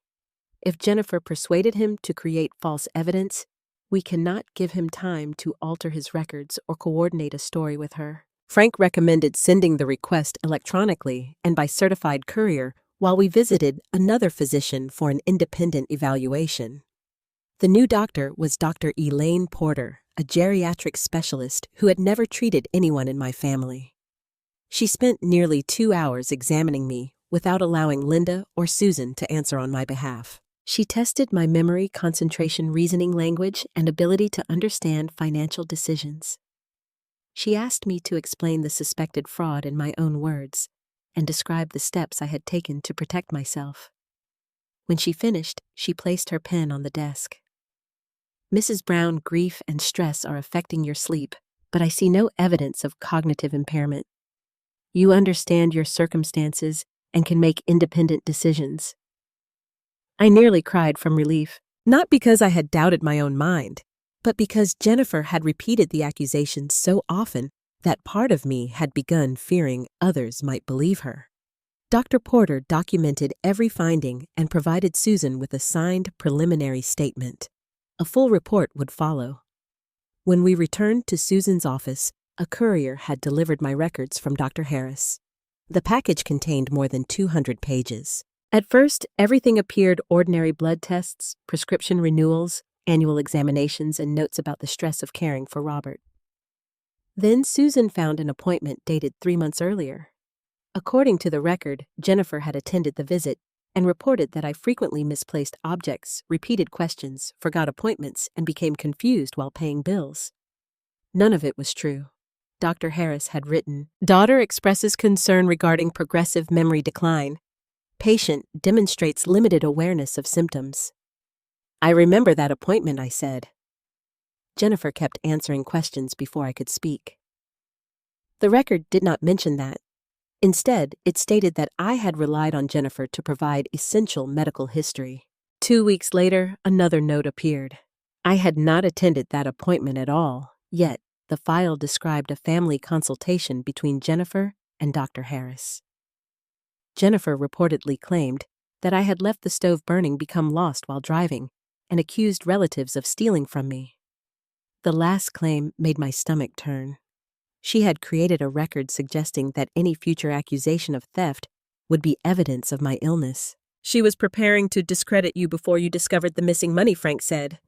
Susan continued reading. A third entry contained the physician's statement we had found on the flash drive. Dr. Harris had written that I showed symptoms consistent with early neurocognitive decline and might soon require assistance with financial and legal decisions. However, there was no examination supporting that conclusion. No memory test, no neurological assessment, no specialist referral, nothing except Jennifer's statements. Susan called Dr. Harris's office and asked to speak with the practice administrator. She identified herself as my attorney and explained that my records contained a medical opinion apparently created without an examination. The administrator asked us to wait. 10 minutes later, Dr. Harris himself called. His voice sounded defensive from the beginning. "Catherine, I understand you are upset, but I documented concerns brought to me by your daughter. You wrote that I might be incapable of managing my affairs. I wrote that further evaluation could become necessary. You signed a statement saying I had progressive cognitive impairment." There was a pause. That statement was preliminary. "You never examined me for it." Jennifer described serious incidents that never happened. Dr. Harris sighed. "Family members often notice changes before patients do." Susan leaned toward the speakerphone. "Doctor, did you provide Jennifer Blake with a signed statement concerning Catherine Brown's capacity?" "I cannot discuss private communications. You are speaking with your patient and her authorized attorney." Another silence followed. Finally, he said, "Jennifer told me the document was needed to arrange temporary assistance while Robert was dying." "Did you know she intended to use it to gain control of a family trust?" Susan asked. "No. Did she pay you?" The line went silent. My heart began pounding, Dr. Susan said. "It was not a payment. Jason's company had renovated part of our clinic. Frank immediately began taking notes. At no cost, he asked. Dr. Harris's breathing became audible. There was an outstanding invoice, and Jason agreed to forgive it after you signed the statement, Susan asked. I did not say that. You did not need to. Dr. Harris ended the call. For several seconds, we stared at the phone. Then Susan contacted the police detective assigned to the financial exploitation complaint. She forwarded the medical records, Dr. Porter's independent evaluation, and her notes from the call. Frank searched public records related to Jason's company. JMB Development Holdings had performed a renovation at Dr. Harris's clinic 6 months earlier. A mechanic's lien for $42,000 had been filed after the clinic failed to pay. The lien had been released 3 days after Dr. Harris signed the statement questioning my mental capacity. That is not proof by itself, Susan said, but combined with the timing and the call, it gives investigators a reason to examine the relationship. I felt sick. Dr. Harris had treated me for 11 years. He had sat beside Robert's hospital bed and told us we could trust him. Yet he may have traded my independence for the forgiveness of a business debt. A knock sounded at the office door. The child welfare caseworker entered with Noah and Rebecca. Noah had been permitted to remain temporarily with Rebecca's family while authorities investigated his report. Jennifer and Jason were prohibited from removing him without the caseworker's approval. He sat beside me, looking exhausted. I remembered where Mom kept the papers, he said. You don't have to talk about this now, I told him. I want to. The caseworker placed a small digital voice recorder on the table to document his statement. Noah explained that Jennifer kept a locked filing cabinet in the office above Jason's garage. Several weeks before Robert died, Noah had entered the room looking for a charger and found the cabinet open. Inside were copies of my bank statements, medical records, and several pages covered with attempts to reproduce my signature. There was also a letter from Grandpa, Noah said. Mom was crying while she read it. What did the letter say, I asked. I only saw the first page. Grandpa wrote that if she returned the money and told you the truth, he would help her face what happened. He said he still loved her, but he wouldn't let her hurt you. Robert had offered her one final chance. She had ignored it. Did your mother keep the letter? Susan asked. Noah nodded. She put it in a red folder. Frank looked toward the detective's contact information. That office may contain original evidence. We should tell law enforcement immediately. Before Susan could make the call, her receptionist announced that Jennifer was waiting outside. She says she has something Catherine needs to see. Susan instructed the receptionist not to admit her until Frank had positioned his camera and the conversation could be witnessed. Jennifer entered alone. She looked as though she had not slept. Her hair was uncombed, and the confidence she had displayed at the funeral was gone. When she saw Noah, she stopped. Sweetheart, please come home. Noah looked at the caseworker, then lowered his eyes. Jennifer turned to me and placed a red folder on the table. My breath caught. I want to explain, she said. Susan opened the folder. Inside was Robert's letter, along with copies of the forged applications and a handwritten ledger documenting transfers from our investment account. Jennifer had brought us evidence of her own crimes. Why are you giving me this? I asked. Because Jason is leaving. What? He emptied our accounts last night. He took his passport and tried to blame everything on me. Her voice began to shake. He said I forged the documents, pressured Dr. Harris, and moved the money. He claims he knew nothing. Is that true? No. It was his plan first, but you helped him. Tears filled her eyes. Yes, the admission did not bring satisfaction. It felt like watching the final wall of my family collapse. Jennifer reached across the table, but I did not take her hand. Jason has more documents, she said. He has another identity, another company, and an account Robert never found. If he gets out of the country, most of the money will disappear. Frank immediately called the detective. Where is Jason now? Susan asked. I don't know, Jennifer replied. but he left one message on our home computer. He said by the time anyone understood what he had done, I would be the only person left to arrest. Susan studied her carefully. Why should we believe you? Jennifer looked at Noah, then at me. Because Jason was never trying only to take your house. She opened the back pocket of the red folder and removed a life insurance policy. It insured my life for $1 million. The beneficiary was a company controlled by Jason. The signature authorizing the policy looked like mine. Jennifer's voice fell to a whisper. I found this after he left. Mom, I knew about the money in the house, but I swear, I never knew he had taken out a policy on your life. For the first time, the danger no longer concerned only my home, my savings, or my freedom. Jason had placed a price on my death. Susan took the life insurance policy from Jennifer and placed it inside a clear evidence sleeve. Do not touch anything else in that folder, she warned. If Jason submitted this application electronically, investigators may be able to trace the device location and account used. I stared at the document. $1 million. A number large enough to erase every memory of birthday cakes, Christmas mornings, and quiet Sundays in the garden. To Jason, my death had become a financial solution. Is the policy active? I asked. Susan examined the first page. It appears to be, but we need confirmation from the insurer. Frank called the detective while Susan contacted the company's fraud department. She identified herself as my attorney and explained that the policy had been obtained using a forged signature.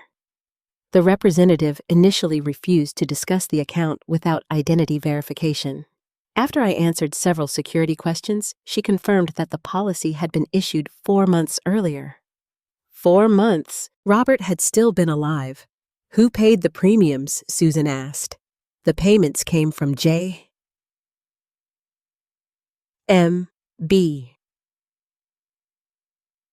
Risk Consulting, the representative replied. Frank looked sharply at Jennifer. Is that one of Jason's companies? I've never heard of it, she whispered. The representative continued reviewing the file. The policy owner and beneficiary is JMB Risk Consulting. The insured is Catherine Brown. The application states that Mrs. Brown personally guaranteed a business obligation to the company. I never guaranteed anything, I said. There is also a recorded telephone verification. My blood turned cold. Can you preserve that recording? The representative transferred us to a supervisor who agreed to freeze all beneficiary changes and flag the policy for suspected fraud. She could not release the recording without a subpoena, but she confirmed that the verification call had lasted less than 3 minutes. Jennifer covered her face. He used a recording of your voice. I turned toward her. What recording? She lowered her hands slowly. Last winter, Jason asked me to help him test software for his customer service system. He needed sample voices answering questions. I called you and asked you to repeat phrases. A memory returned. Jennifer had phoned one evening while I was preparing dinner.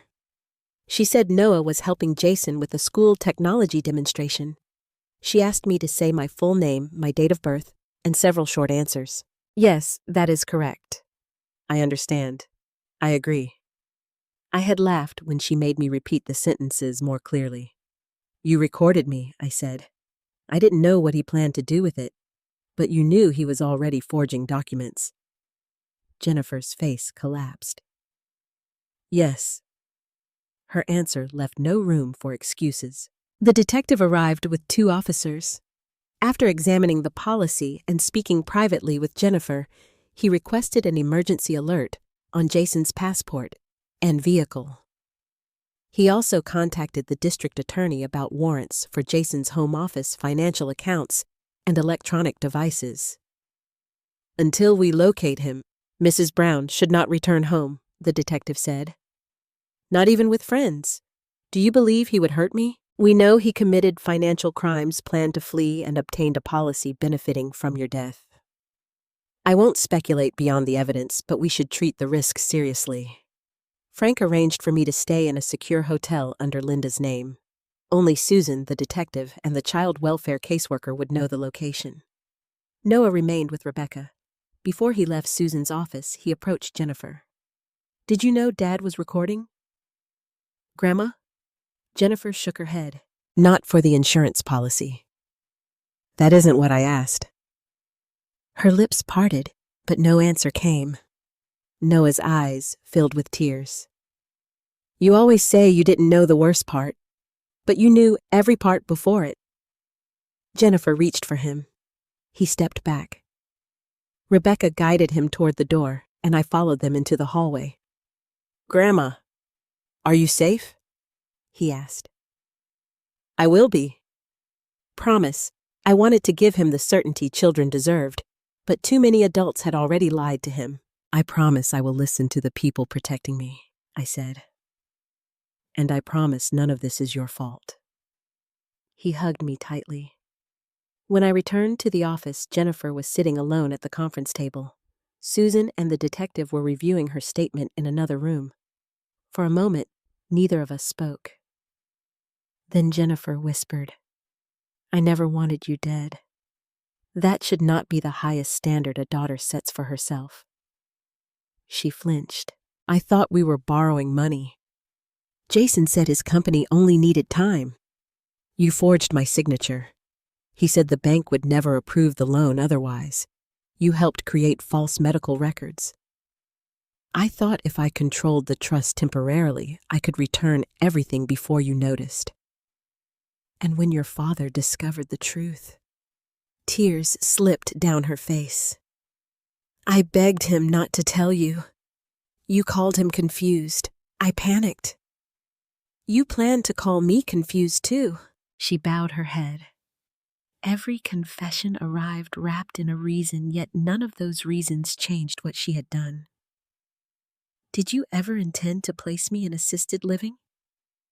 Jennifer's silence answered first.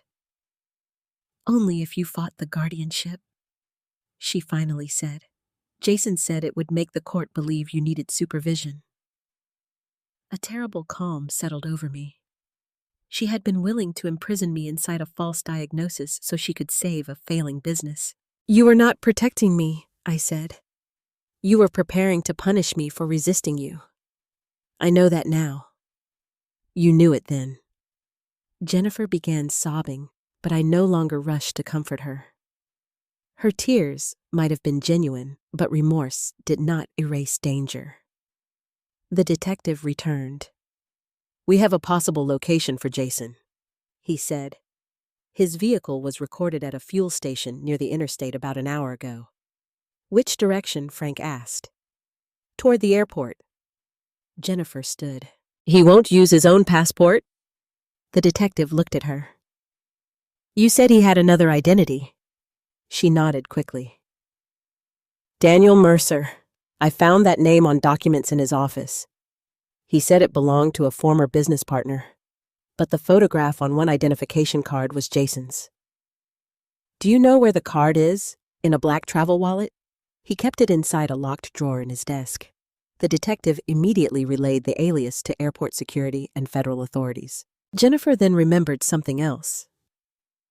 "Jason has a storage unit near the airport, Unit 448 at West County Storage.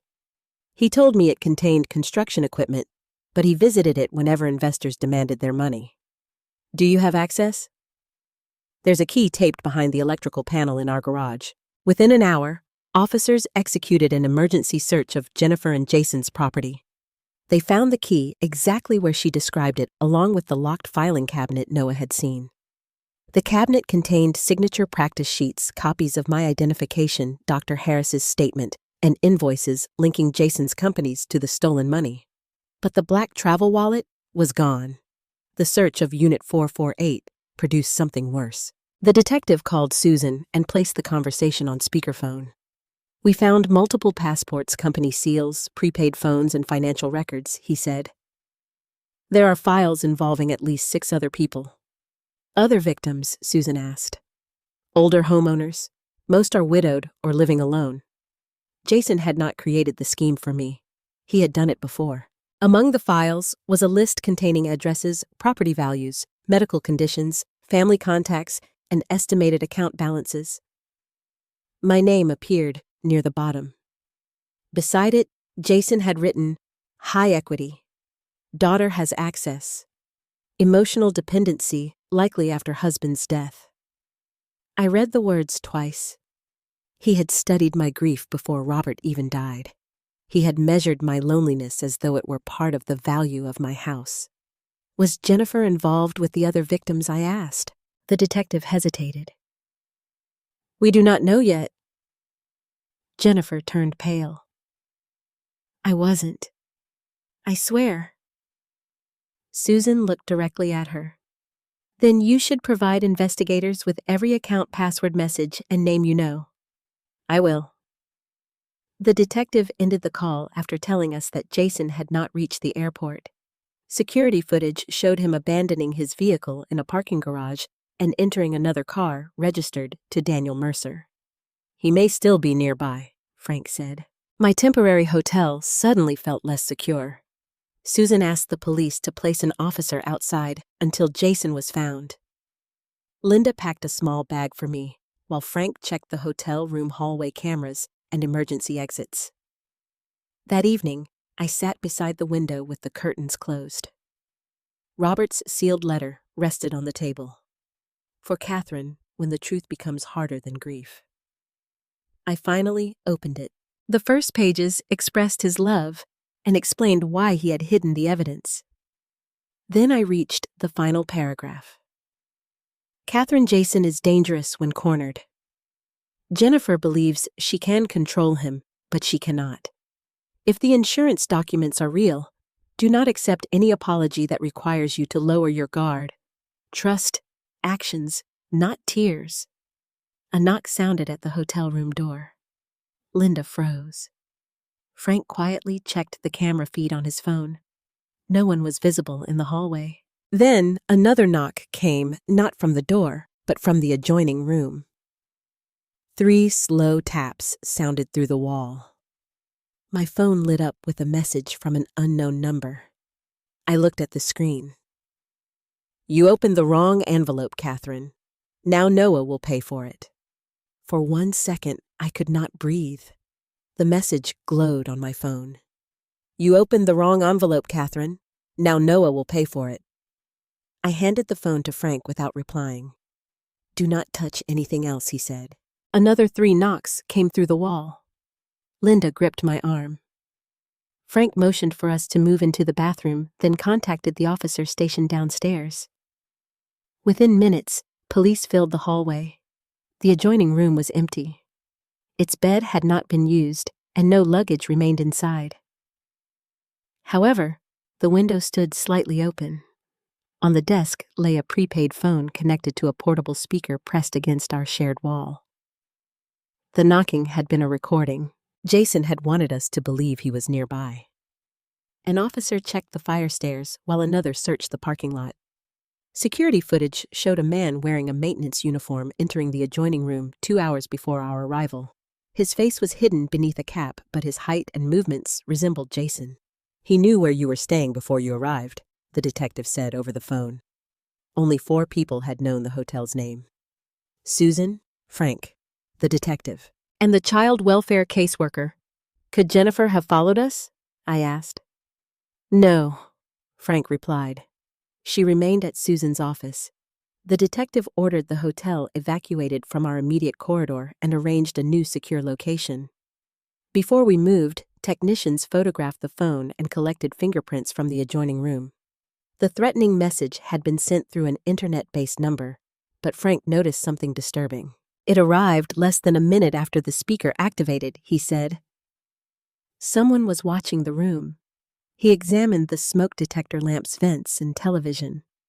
Behind a decorative wall clock, he found a tiny wireless camera aimed directly at the table where Robert's letter had been lying.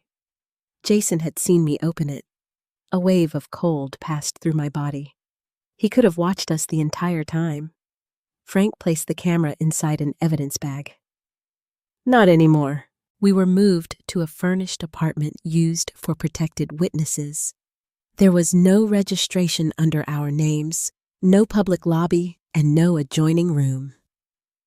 2 officers remained outside. My first concern was Noah. Rebecca answered Susan's call immediately. Noah and Ethan were safe at her house, but the detective no longer considered the location secure. The threat mentioned Noah by name. Authorities transferred him to a confidential foster placement for the night. The caseworker would not tell Jennifer, Rebecca, or even me where he had been taken. I hated not knowing. But Robert's warning echoed in my mind. Trust actions, not tears. Protecting Noah mattered more than easing my fear. Jennifer arrived at the police station shortly before midnight. When the detective showed her the threatening message, all color drained from her face. "He wouldn't hurt Noah," she said. No one answered. She looked at me desperately. "Mom, Jason says things when he's angry. He wants to frighten us. He obtained insurance on my life," I replied. "He built files on vulnerable widows. He watched me through a hidden camera.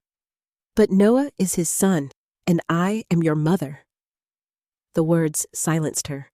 The detective questioned Jennifer about everyone who knew our movements. She insisted she had not spoken to Jason since discovering that he had emptied their accounts. Then Frank asked to examine her phone. She hesitated. That hesitation changed the room. "Jennifer," I said, "give him the phone. I have private messages. Your son has been threatened." She slowly placed the device on the table. Investigators found a deleted messaging application hidden inside a folder labeled Utilities. Jennifer claimed she had never seen it. A forensic technician recovered fragments of a conversation from earlier that evening. Jason had written, "Where did they take her?" Jennifer had replied, "I don't know." He sent another message. "You always know where your mother is." 20 minutes later, Jennifer wrote, "Please leave Noah out of this. She's at the Crestview with Linda. I think Frank is there too." I felt something inside me go still. "You told him." Jennifer began shaking her head. "He said he only wanted Robert's letter. He promised he was leaving the country. You gave my location to a man who insured my life. I didn't know he would threaten Noah.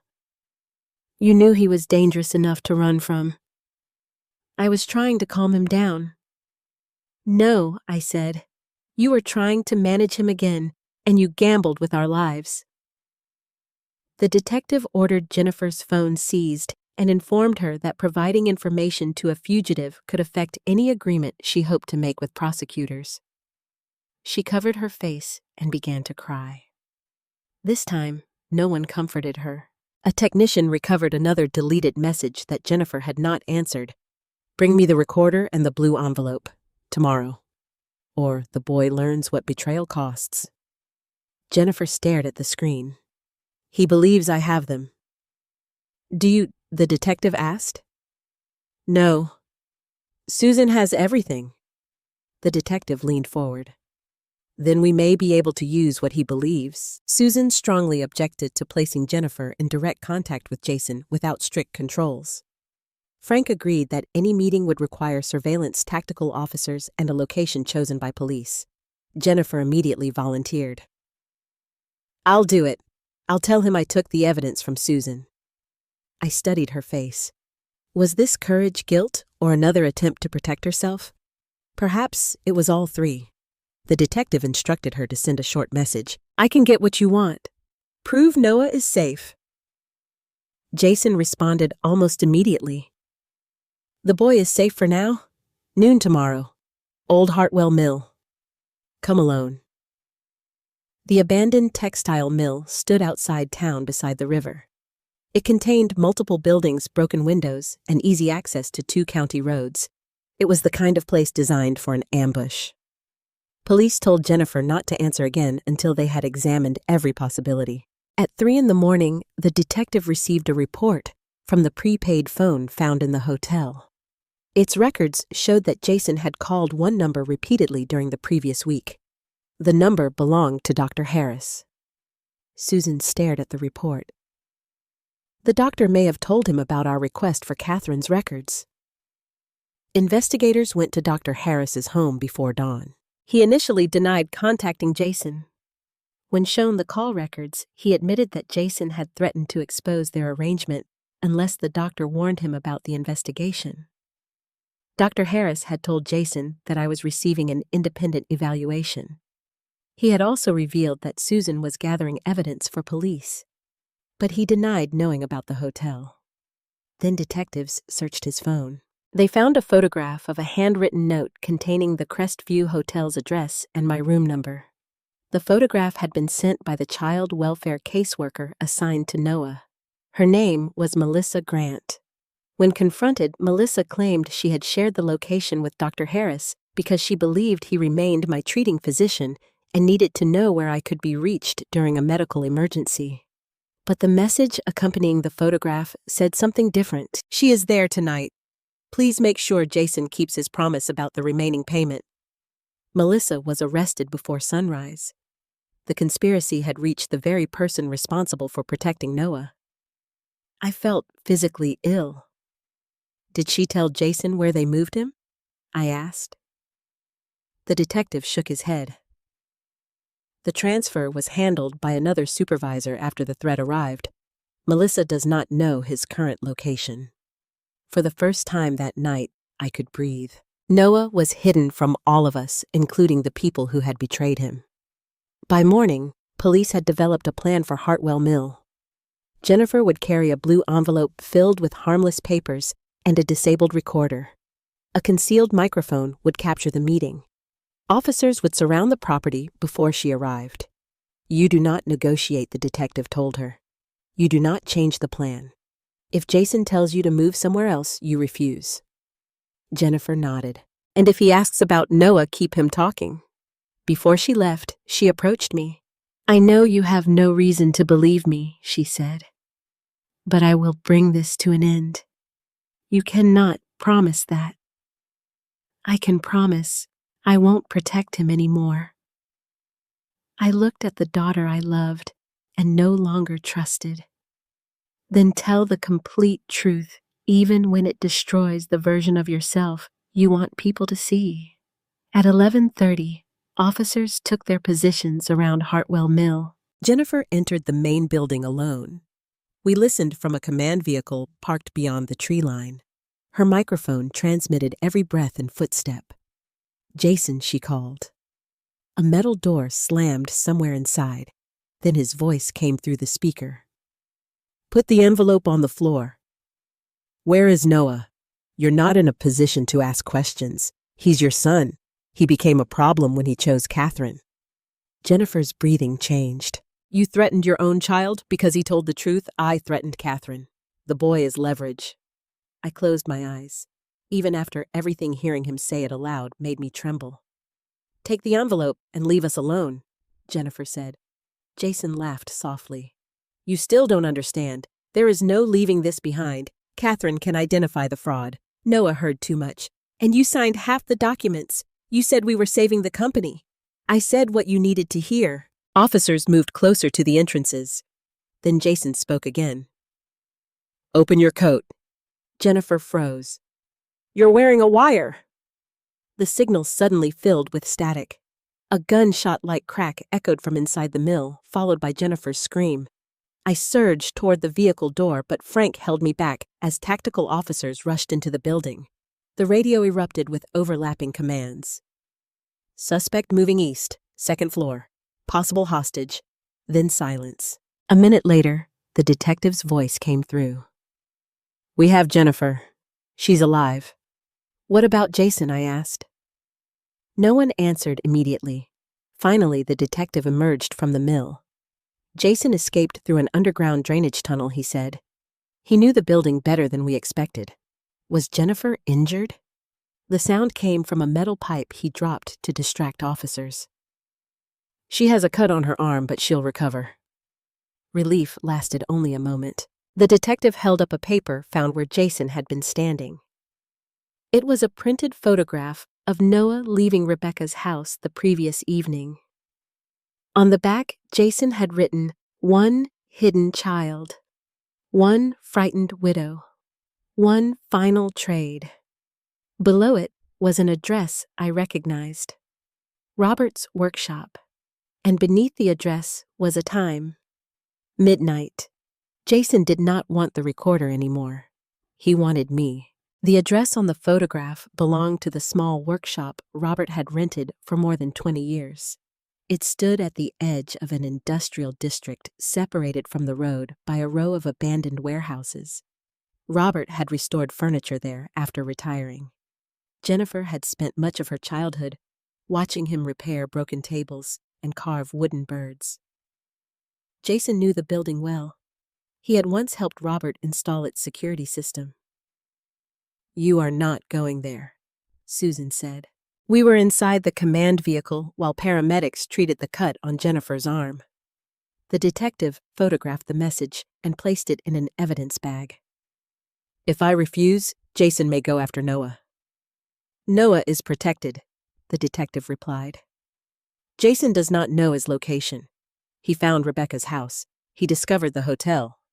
He escaped from a building surrounded by police. How long before someone else betrays us? No one could answer." Frank studied the photograph. "This may not be an invitation," he said. "It could be a distraction designed to move resources away from another location." The detective agreed. Officers were already searching the drainage tunnel beneath Hartwell Mill, while Airport Security Highway Patrol and federal agents monitored every route Jason might use to escape. Jennifer emerged from the ambulance with a bandage around her forearm. "He'll expect Mom to come," she said. Susan turned sharply. "That does not mean she will. Jason won't believe anyone else has what he needs." "What does he need?" I asked. "The recorder and documents are already with the police." Jennifer stared at the photograph. "Not evidence. Access." "To what?" She hesitated. "My father's trust." The detective stepped closer. "Explain." Jennifer swallowed. Jason discovered that the trust contains more than the house and investment accounts. Dad purchased land near the interstate decades ago. A development company offered nearly $3 million for it last year. I had known about Robert's land, but he had told me the offer was still being reviewed. I had never imagined Jason knew its value. "Why would Jason need Catherine?" Susan asked. "The trust requires Mom's physical signature and a security phrase for any sale," Jennifer replied. "Jason tried to make me successor trustee, but the title company refused the medical statement. He needs Mom alive long enough to authorize the transfer." "And afterward?" I asked.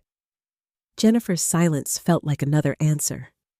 The detective instructed officers to search the workshop immediately. Jennifer stopped him. "There's a hidden basement." I looked at her. Robert never mentioned a basement. He showed it to Jason years ago. "There's a trapdoor beneath the main workbench. It leads to an old service tunnel connecting the workshop to the warehouse behind it. That explained how Jason might enter or escape without being seen. The workshop was not simply a meeting place. It was another trap. By 6 that evening, surveillance teams had surrounded the industrial district.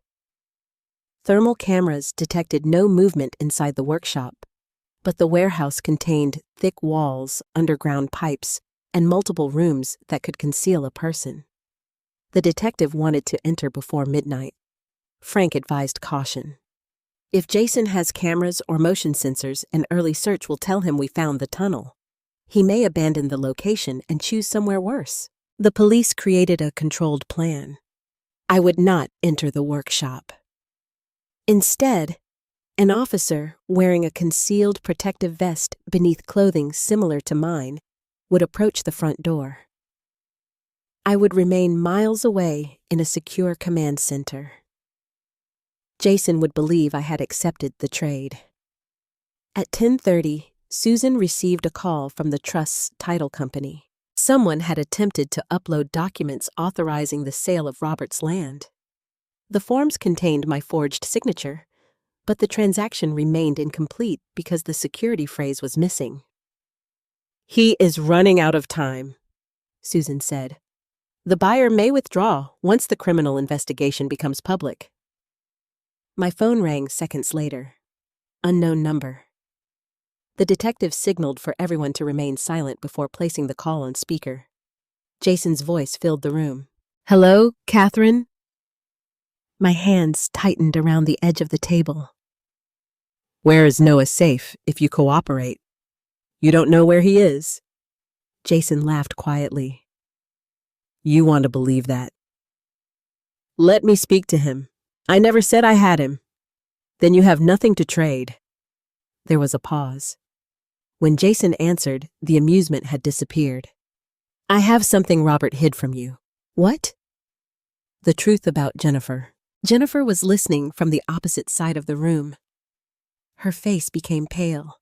I already know what she did, I said. Not everything. Ask her what happened the night Robert fell. I looked at my daughter. Her eyes widened. Dad fell because he was weak, she whispered. Jason heard her. So she's there? Good. Ask her why she waited 43 minutes before calling an ambulance. Jennifer stood so quickly that her chair overturned. That's a lie, is it? I remembered that night. Jennifer had called me from the hospital. She said she had found Robert on the floor beside his bed and immediately called emergency services. Jennifer, I asked. Tears appeared in her eyes. He was conscious. He told me he had recorded everything. He said he was going to call Susan. My chest tightened. What did you do? I begged him to give me time. I thought if I could convince him not to report us, Jason could replace the money. For 43 minutes, I didn't understand how badly he was hurt. Jason's voice came through the speaker. She took his phone. Catherine, Robert crawled toward the hallway while your daughter searched his room for the recorder. Jennifer began sobbing. I called the ambulance. After you found the decoy key, Jason said. The detective motioned for me to keep him speaking. Why are you telling me this? I asked. Because Jennifer will receive a deal for cooperating. She'll pretend she became a victim when she was one of us from the beginning. I never wanted Dad to die, Jennifer cried. No, Jason replied. You only decided protecting yourself was more urgent than saving him. I felt as though the room had tilted. The official report said Robert's fall had caused internal bleeding. Doctors told me faster treatment might have improved his chances, but no one knew how long he had been lying there. Jennifer had known. She had wasted nearly an hour searching for evidence while her father needed help. Come to the workshop at midnight, Jason said. Bring the trust security phrase and I'll give you the recording from that night. Robert recorded it. He recorded everything. The call ended. Jennifer collapsed into her chair. I didn't know there was another recording. I stared at her. Did your father ask you to call for help? She covered her face, twice. The words broke something inside me that could never be repaired. You heard him suffering, and you searched his room. I was terrified. So was he. Mom, please no. My voice remained quiet, but Jennifer stopped speaking. You have used fear to excuse every decision. You were afraid of losing the business, so you stole. Afraid of being discovered, so you forged documents. Afraid of your father telling me, so you left him on the floor. I called eventually. Love should have made you call immediately. The detective asked officers to escort Jennifer into another room for a formal statement. She did not resist. At 11:45, the decoy operation began. The disguised officer approached Robert's workshop while tactical teams entered the service tunnel from the warehouse. A drone monitored the roof, and police blocked both ends of the road. Through the officer's concealed camera, I saw the familiar green door and the wooden sign Robert had carved by hand. Brown Restorations. The door opened before the officer touched it. A recorded version of Jason's voice came from inside. Enter, alone Catherine. The officer crossed the threshold. The workshop lights were off. Only a single lamp illuminated Robert's workbench.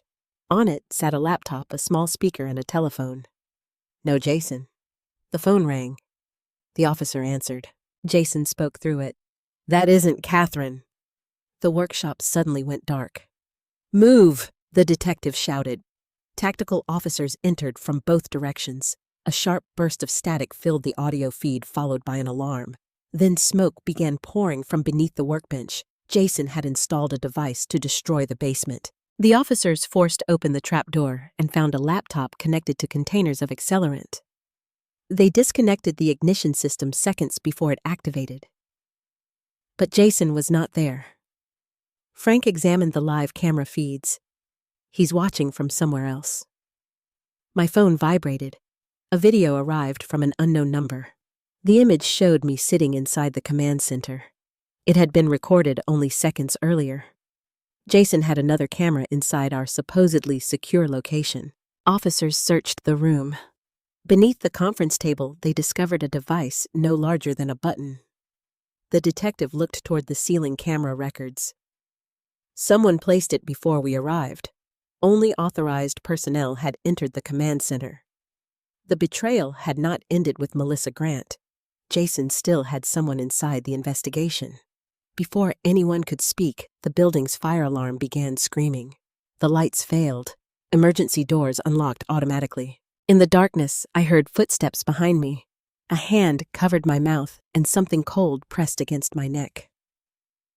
"Don't scream," Jason whispered. "We're going to finish what Robert started." He dragged me through an emergency exit before the backup lights came on. Outside, a black vehicle waited with its engine running. The driver's face was hidden behind the windshield. But as Jason forced me toward the rear door, the interior light revealed the person behind the wheel. Dr. Harris, the man who had treated my family for 11 years, looked directly at me. Then he locked the doors. Dr. Harris drove before Jason had fully closed the rear door. The sudden movement threw me sideways across the seat. Jason grabbed my wrist and pulled me upright, pressing a cold metal object against my ribs. "Keep your head down." Through the windshield, I saw officers rushing from the command center. One raised his weapon, but Dr. Harris accelerated toward the service gate before anyone could block it. The gate was already open. Someone had disabled it moments before the fire alarm sounded. Jason had not simply entered a secure police facility. Someone with access had cleared his escape route. Sirens erupted behind us. Dr. Harris turned onto a narrow road between two warehouses, then switched off the headlights. The vehicle raced through darkness while Jason watched the rear window. "You said there would be more time," Dr. Harris snapped. "You said the alarm would delay them." "It should have." "You panicked.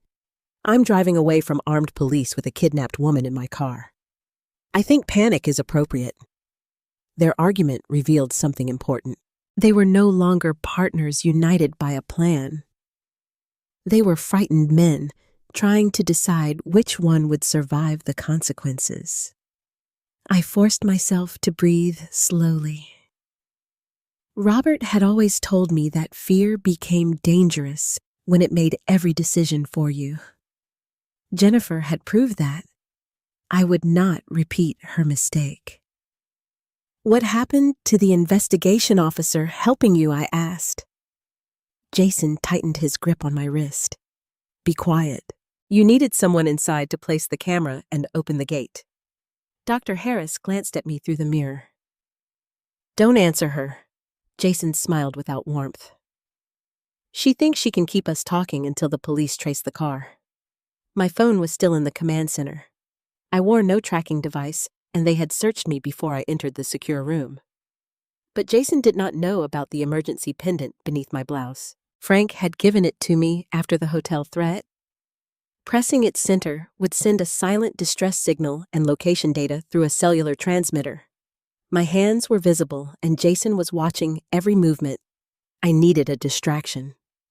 "Robert knew about you," I told Dr. Harris. His eyes returned to the mirror. He recorded conversations about the clinic renovation and the false diagnosis. "The police already have them." "That's not true," he said. You released a $42,000 lien 3 days after signing a statement about my capacity. Do you believe no one will understand why Jason leaned forward? She's manipulating you. No, I replied. You manipulated him.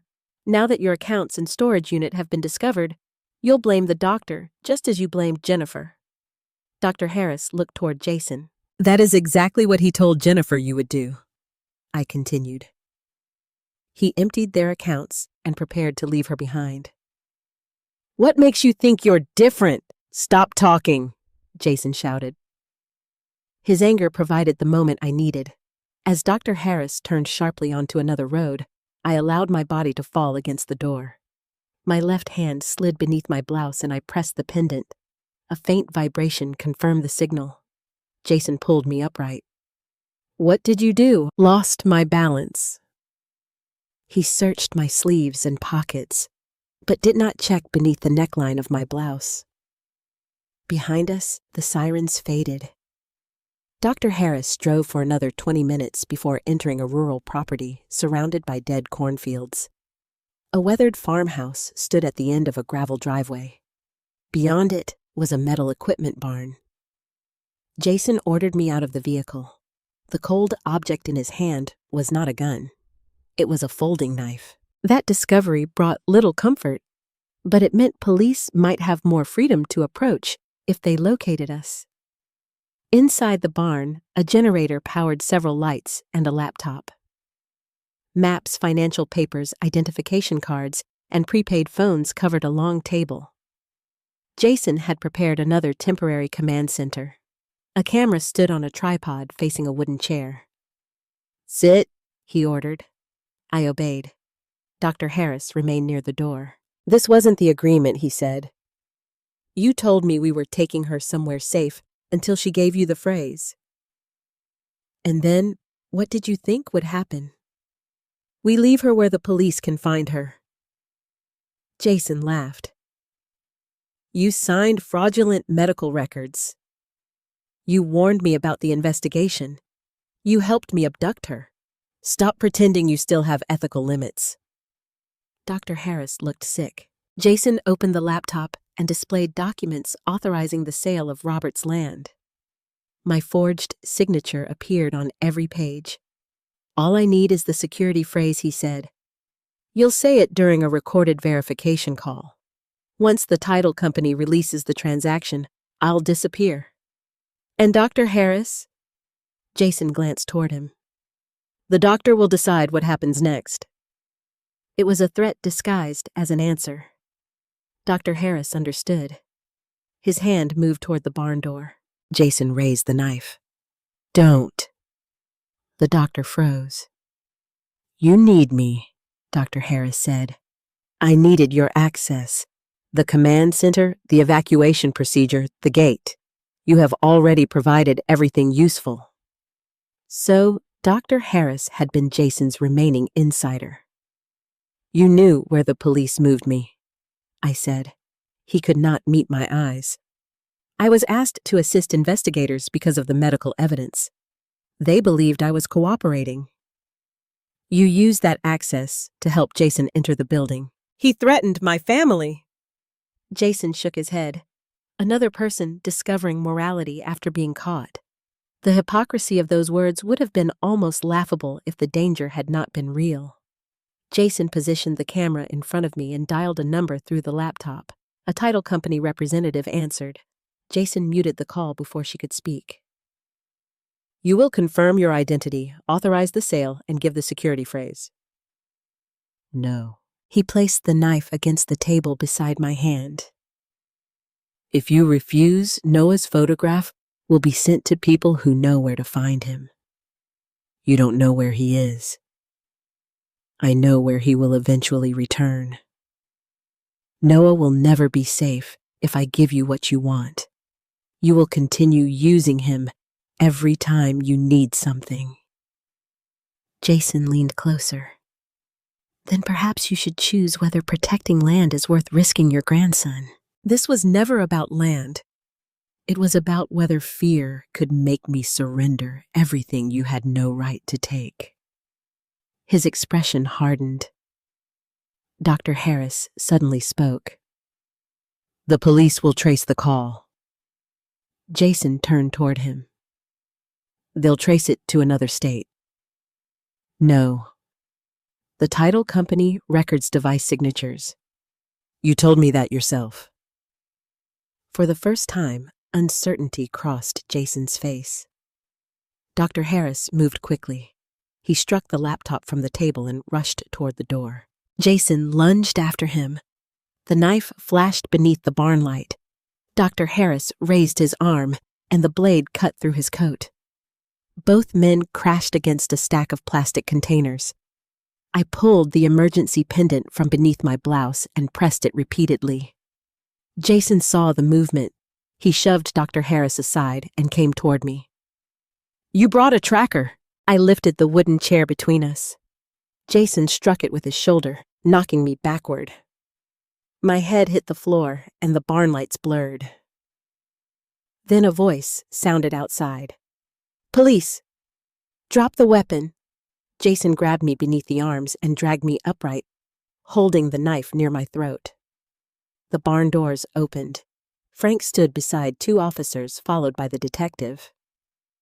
Red and blue emergency lights swept across the walls. "Let her go," the detective ordered. Jason pulled me toward the rear exit. "If anyone moves, she dies." Dr. Harris remained on the floor, clutching his bleeding arm. The detective kept his weapon lowered, but ready. "There is nowhere left to go, Jason. You said that at the mill. And every road from this property is blocked." Jason's breathing became fast and uneven. I remembered Robert's letter. Jason is dangerous when cornered. But I also remembered something else Robert used to say when repairing damaged furniture. Pressure reveals the weakest joint. Jason believed his weakest point was the police surrounding him. It was not. His weakest point was his need to control everyone's fear. "You've lost," I said. Quiet. "The sale failed." "The police found your files," Jennifer confessed. "Dr. Harris can testify against you." I said, "Be quiet." "And no one knows exactly what you are." His grip tightened. "He is a frightened child." No. He was the bravest person in this family. He told the truth while every adult around him was hiding from it. Jason's arm trembled.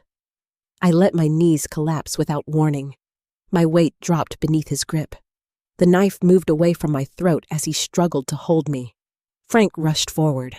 An officer seized Jason's wrist while another pulled me across the floor. Jason fought for several seconds before the knife fell from his hand. The officers forced him to the ground and placed him in handcuffs. I remained in Frank's arms, barely able to breathe. "You're safe," he said. Across the barn, Dr. Harris began speaking rapidly. "I'll cooperate. I have messages, payment records, everything." The detective looked at him coldly. "You can explain that after you receive medical treatment and legal counsel." Outside paramedics examined me. I had a swollen wrist and a cut near my hairline, but no serious injuries. The distress signal had worked. Frank had received the alert moments after the vehicle left the command center. Police tracked it quietly, fearing Jason would discover the pendant if they approached too soon. Jason and Dr. Harris were placed in separate vehicles. As officers searched the barn, one called the detective to the table. They had found another digital recorder hidden beneath Jason's papers. The label contained a date I recognized. The night Robert fell. Jennifer had delayed calling for help for 43 minutes, but Jason had been listening remotely through a device in Robert's room. He had preserved every sound. Susan arrived with Jennifer shortly before dawn. Jennifer stared at the recorder as though it contained a sentence already passed against her. "Please don't play it here," she whispered. I looked at my daughter. For months, she had controlled which truths I heard and which lies entered the official record. That control was over. "Give it to the detective," I said. "Whatever is on it belongs with the evidence." Jennifer began to cry. Then the detective's phone rang. His expression changed as he listened. When the call ended, he turned toward us. Noah's protected placement was attacked 20 minutes ago. My heart stopped. Where is he? The officers moved him before anyone entered the building. He is alive and unharmed. Relief nearly brought me to my knees. Who attacked it? The detective looked toward Jason's police vehicle. Not Jason. He was here. He held up a photograph transmitted by the security system. It showed a masked figure outside the protected residence. The mask concealed most of the face, but the person wore a red coat I recognized immediately. It belonged to Jennifer. I turned toward my daughter. She was wearing a gray sweater. Jennifer stared at the photograph and shook her head. That isn't me. The detective enlarged the image. The figure's hand was visible beside the door. On one finger was Robert's signet ring, the ring Jennifer claimed had disappeared after his funeral. Someone else had been working with Jason. Someone close enough to steal Jennifer's coat, possess Robert's ring, and know where authorities had hidden Noah. Jason had been captured, but the conspiracy was not over. Jennifer stared at the security photograph. That is my coat, she said, but I haven't worn it in weeks. The detective enlarged the image again. The masked figure stood beneath the porch light outside Noah's protected residence. The red wool coat reached below the knees, and Robert's gold signet ring gleamed on the right hand. Who could access your clothing? He asked. Jason? Noah? Maybe the housekeeper. Anyone else? Jennifer hesitated. Mom had a key. So did Linda. I looked up sharply. Linda, she helped us after Dad became ill, Jennifer said. She picked up clothes, collected mail, and sometimes stayed with Noah. That means nothing, I replied. Linda has been my closest friend for 30 years. But even as I defended her, I realized she was not with us. Linda had accompanied me to the first hotel. She had packed my bag, comforted me, and stayed beside me after Jason's threat. Yet after I was taken from the command center, she had disappeared from the confusion. Where is Linda now? I asked. No one answered. Frank immediately called her. The phone rang twice before going to voicemail. He called again. This time, it was switched off. The detective contacted the officers at the protected residence. The masked person had fled when the security alarm activated. Nothing had been taken, and no one had been injured. A dark blue sedan had been recorded leaving the area. Linda owned a dark blue sedan. No, I whispered. There must be another explanation. Jennifer lowered her eyes. There's something I didn't tell you. My body tensed. What now? Jason and Linda spoke often after Dad died. About what I don't know. Whenever I entered the room, they stopped talking. Jason said she was helping arrange things for you. Why didn't you mention this before? Because I thought she was helping us with the guardianship. I stared at my daughter. She was helping you take control of me. Jennifer's shame answered before her words did. She told me you depended on her. She said if she testified that you were forgetting appointments and becoming emotionally unstable, the court might believe the medical statement. A painful pressure filled my chest. Linda had sat at my kitchen table while I cried over Robert. She had told me I was stronger than I knew. She had promised I would never face my grief alone. All that time, she had been discussing how to make my grief look like incapacity. The detective asked officers to search Linda's home and issue an alert for her vehicle. Frank examined the photograph more closely. Why wear Jennifer's coat and Robert's ring? He asked. If Linda wanted Noah disguising herself as Jennifer would not fool him. She wasn't trying to fool Noah, Susan replied. She was trying to fool the cameras. The attack had been designed to frame Jennifer. If the image had been less clear, Authorities might have concluded that Jennifer had pretended to cooperate while secretly helping Jason. Jason had planned to sacrifice her even after his arrest. An officer approached with an evidence bag recovered from the barn. Inside was one of Jason's prepaid phones. Technicians had found a scheduled message waiting to be sent. "If I'm arrested, complete the transfer and recover the boy. Use the red coat. Make them look at Jennifer." The recipient was saved only as L. My knees weakened. "Linda." The detective instructed technicians to trace the phone connected to the message. It had last transmitted from a tower near the protected residence. Then a new message appeared on Jason's phone. "Couldn't get him. Going to the second location." "What second location?" I asked. No one knew. The detective ordered Jason brought from the police vehicle. He entered the barn in handcuffs, his expression calm, despite the officers surrounding him. "Where is Linda taking Noah?" the detective asked. Jason smiled faintly. "So you finally found her?" My disbelief turned into anger. "How long has she been helping you?" "Ask Linda." "Did she give you information about Robert and me?" "She gave me everything." I felt the words like a physical blow. According to Jason, Linda had first approached him 2 years earlier. She owed nearly $90,000 after guaranteeing loans for her adult son's failed restaurant.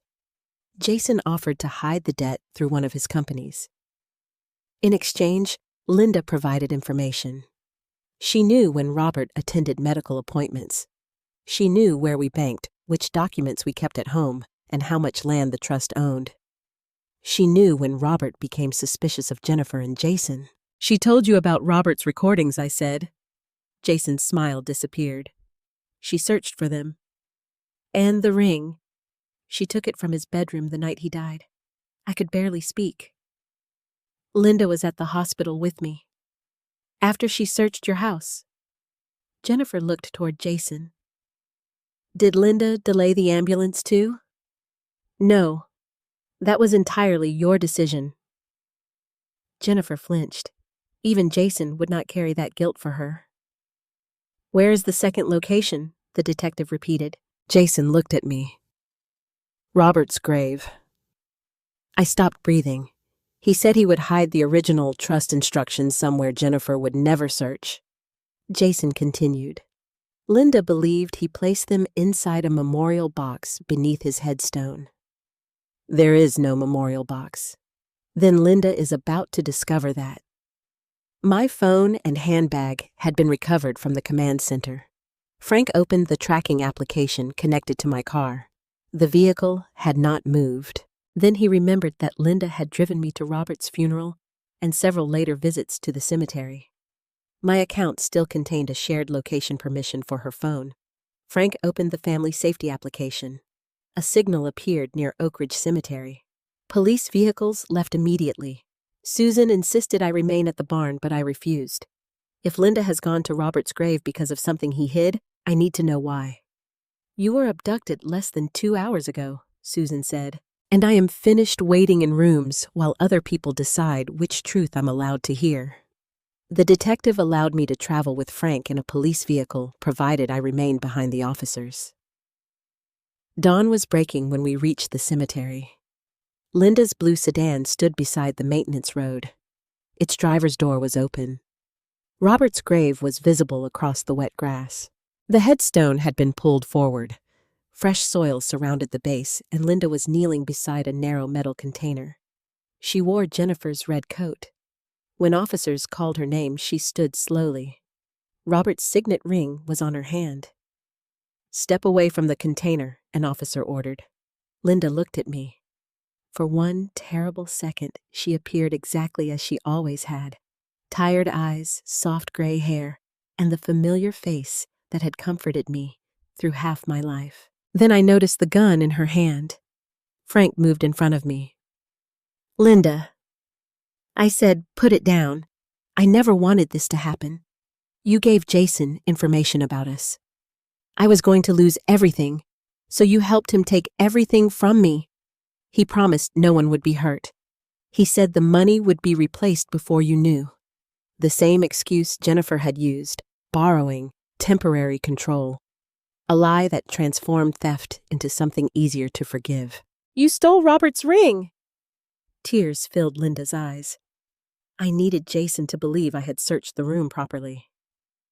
"You testified that I was confused. I never signed anything. But you agreed to." She looked away. The detective moved closer. "Where is Noah? I never had him. The residence was empty when I arrived. Why were you trying to find him?" Jason said. Noah knew where Robert hid a second recorder. Noah didn't know. I understand that now. She glanced toward the open metal container. Inside was a sealed plastic package.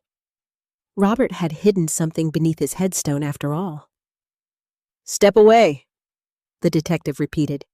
Linda raised the gun slightly. Officers immediately aimed their weapons. "Please, don't," I said. Robert would not want another person destroyed here. "You don't know what he wrote about me. So that is why you came. Not to protect Jason. To destroy evidence against yourself." Her face collapsed. Robert discovered I had been giving Jason information. He told me to confess. I begged him to give me time. Everyone had asked Robert for time. Jennifer wanted time to replace the stolen money. Dr. Harris wanted time to hide his corrupt agreement. Linda wanted time to erase her betrayal. And Robert had died while they spent those precious minutes protecting themselves. Linda's arm began trembling.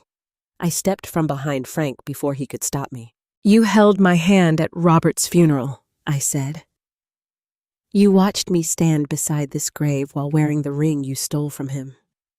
I loved you, Catherine." "No. You loved being forgiven before I knew what you had done." The gun lowered. An officer rushed forward, removed it from her hand, and placed her in handcuffs. Linda did not resist. The detective opened the package inside the metal box. It contained a handwritten statement from Robert, a flash drive, and copies of financial records. The statement documented Linda's role in giving Jason access to our account's home and medical information. But beneath those papers lay another sealed envelope. My name was written across the front. I opened it with shaking hands. "Catherine. If you are reading this, the truth has reached the place where I could no longer protect you from it. Do not confuse knowing someone for knowing what fear may persuade them to become. The trust phrase is not a word. It is a warning. No inheritance is worth surrendering your judgment." Susan read over my shoulder. "That means Jason never could have completed the sale," she said. The phrase was a full sentence known only to you. The detective's phone rang. It was the officer supervising Noah's new location. Noah was safe. He had also remembered something important from the night Robert fell. Jennifer had not been alone in the house. Noah had heard another woman speaking in the hallway while his grandfather begged for help. Linda closed her eyes. The detective looked at her. "You were there." Jennifer had delayed the ambulance for 43 minutes. But Linda had helped her search for Robert's recorder. My closest friend had listened to my husband call for help and chosen evidence over his life. The betrayal was no longer hidden beneath Robert's grave, and neither of them could deny it now. Linda sat in the back of the police vehicle with her head lowered. The red coat had been removed and sealed as evidence. Robert's signet ring rested inside a separate evidence bag catching the pale morning light. I could not stop looking at it. Robert had worn that ring for 34 years. After his funeral, I searched every drawer and coat pocket, believing grief had made me misplace it. Linda had helped me search. She had stood beside me and pretended not to know where it was. The detective arranged for Robert's flash drive and handwritten statement to be examined immediately. Susan accompanied the evidence technician while Frank drove me back to the station. Jennifer was already there. When she saw officers escort Linda inside, she rose from her chair. "You were at the house that night," Jennifer said. Linda avoided her eyes. "You told me to search Dad's desk," Jennifer continued. You said he might have hidden the recorder there. You were already searching before I arrived. But you helped me. I tried to make you call the ambulance. After 30 minutes, their voices rose until the detective ordered them into separate interview rooms. I remained in the hallway between them. My daughter was on one side. My closest friend was on the other. Both wanted to divide 43 minutes into smaller pieces so that neither would have to carry the full weight of them. But Robert had not received those minutes in pieces. He had endured every one of them. Susan returned with a laptop. The flash drive contains several recordings, she said. One was created the night Robert fell. The detective asked whether I wanted to hear it immediately. Every part of me wanted to refuse. I had already imagined Robert calling for help. Hearing his voice would make the final moments real in a way no document could soften. But I had spent too long living inside truths chosen by other people. Play it. The recording began with the sound of a door opening. Jennifer's voice came first. Dad, why did you call? Susan Robert answered weakly. Because you left me no choice. You don't understand what will happen if the bank investigates. I understand that you stole from your mother. A chair scraped against the floor. Then Robert gasped. Jennifer called his name. There was a heavy impact followed by silence. When Robert spoke again, his voice sounded strained. Call an ambulance. Jennifer began crying. First tell me where the recorder is. Call for help. Footsteps moved rapidly through the room. Drawers opened and slammed shut. Several minutes later, another door opened. Linda's voice entered the recording. What happened? He fell. He said he recorded everything. Where is his phone? I took it. Did you call anyone? No. Linda cursed under her breath. For one hopeful second, I expected to hear her call emergency services. Instead, she asked, Where has he been hiding things? The recording continued. Robert begged them 3 more times to call for help. Linda searched the closet while Jennifer opened the locked desk. They argued about Jason the stolen money and whether Robert had already sent copies to Susan. Then Linda said words I knew I would hear for the rest of my life. If we call now, he'll tell the paramedics everything. Find the recorder first. Susan stopped the audio. I pressed both hands against my mouth. The detective waited quietly. Continue? I whispered. At 38 minutes, Linda found the decoy key. Jennifer realized it did not open Robert's safe. Their fear turned into panic. Robert's breathing had become faint. Jennifer finally called emergency services. She told the dispatcher she had just discovered him on the floor. Linda coached her from the background. Say you don't know how long he was there. When the recording ended, no one moved. Jennifer's delay had not been confusion. Linda's involvement had not been accidental. They had created the lie together while Robert was still alive. The detective informed me that prosecutors would review whether the delay contributed to Robert's death. The medical examiner would re-examine his records and determine whether additional charges were justified. What happens to Jennifer now? I asked. Her cooperation will be considered, but this recording changes the case. And Linda, she will face charges related to the fraud, conspiracy, obstruction, the attempt to locate Noah, and whatever the prosecutor decides regarding Robert's death. Legal language could describe their actions. It could not describe what they had taken from me. A caseworker arrived later that morning with news about Noah. Because Melissa Grant had compromised the earlier placement, a new supervisor had been assigned. Noah would remain in a confidential location until every person connected to Jason's network had been identified. He has asked to speak with you, the supervisor said. She arranged a secure video call. Noah appeared on the screen wearing a blue sweatshirt. He looked exhausted, but unharmed. Grandma, I'm here. Did they catch Dad? Yes, and the woman in Mom's coat. They caught her too. His eyes lowered. It was Miss Linda, wasn't it? Yes. He remained silent for several seconds. Is Grandpa dead because Mom didn't call for help? I wanted to protect him from the answer, but protection, built from lies, had already damaged our family enough. Your mother and Linda made a terrible decision. The doctors are reviewing whether the delay changed what happened to Grandpa. So Mom might go to prison. She may. Noah looked frightened. Will I have to live with Dad again? No. The certainty in my voice surprised even me. You will never be forced to return to someone who threatened you. Susan and the new caseworker are making sure of that. Can I live with you? My throat tightened. I want that very much. But the court must decide what is safest. You believe me, right? I believed you from the moment you told me to find the blue envelope. He began to cry. I thought everyone would hate me because I told. You did not destroy this family, Noah. You exposed the people who were already destroying it.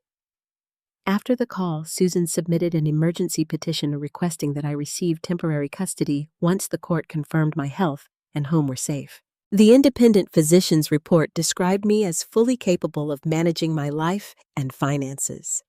Dr. Harris's false statement was formally withdrawn, and the guardianship petition was dismissed.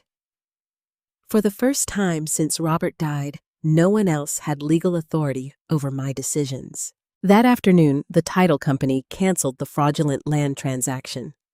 Every account linked to the trust was frozen pending a full audit.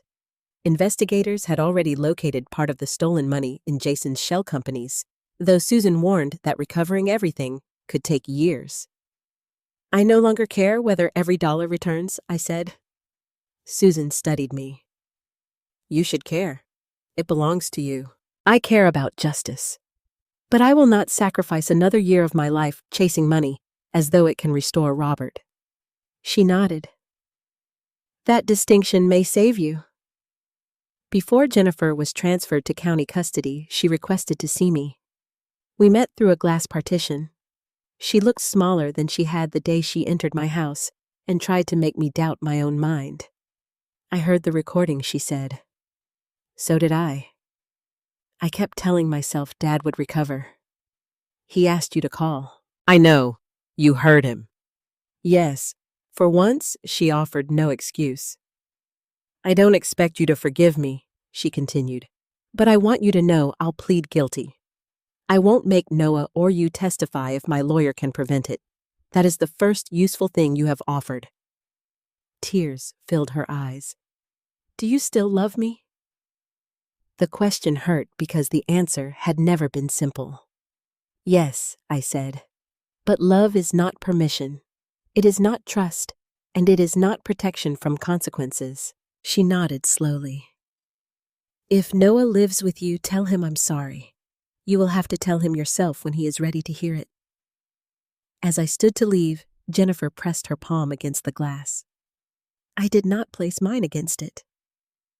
Outside the station, Frank waited with Robert's final envelope.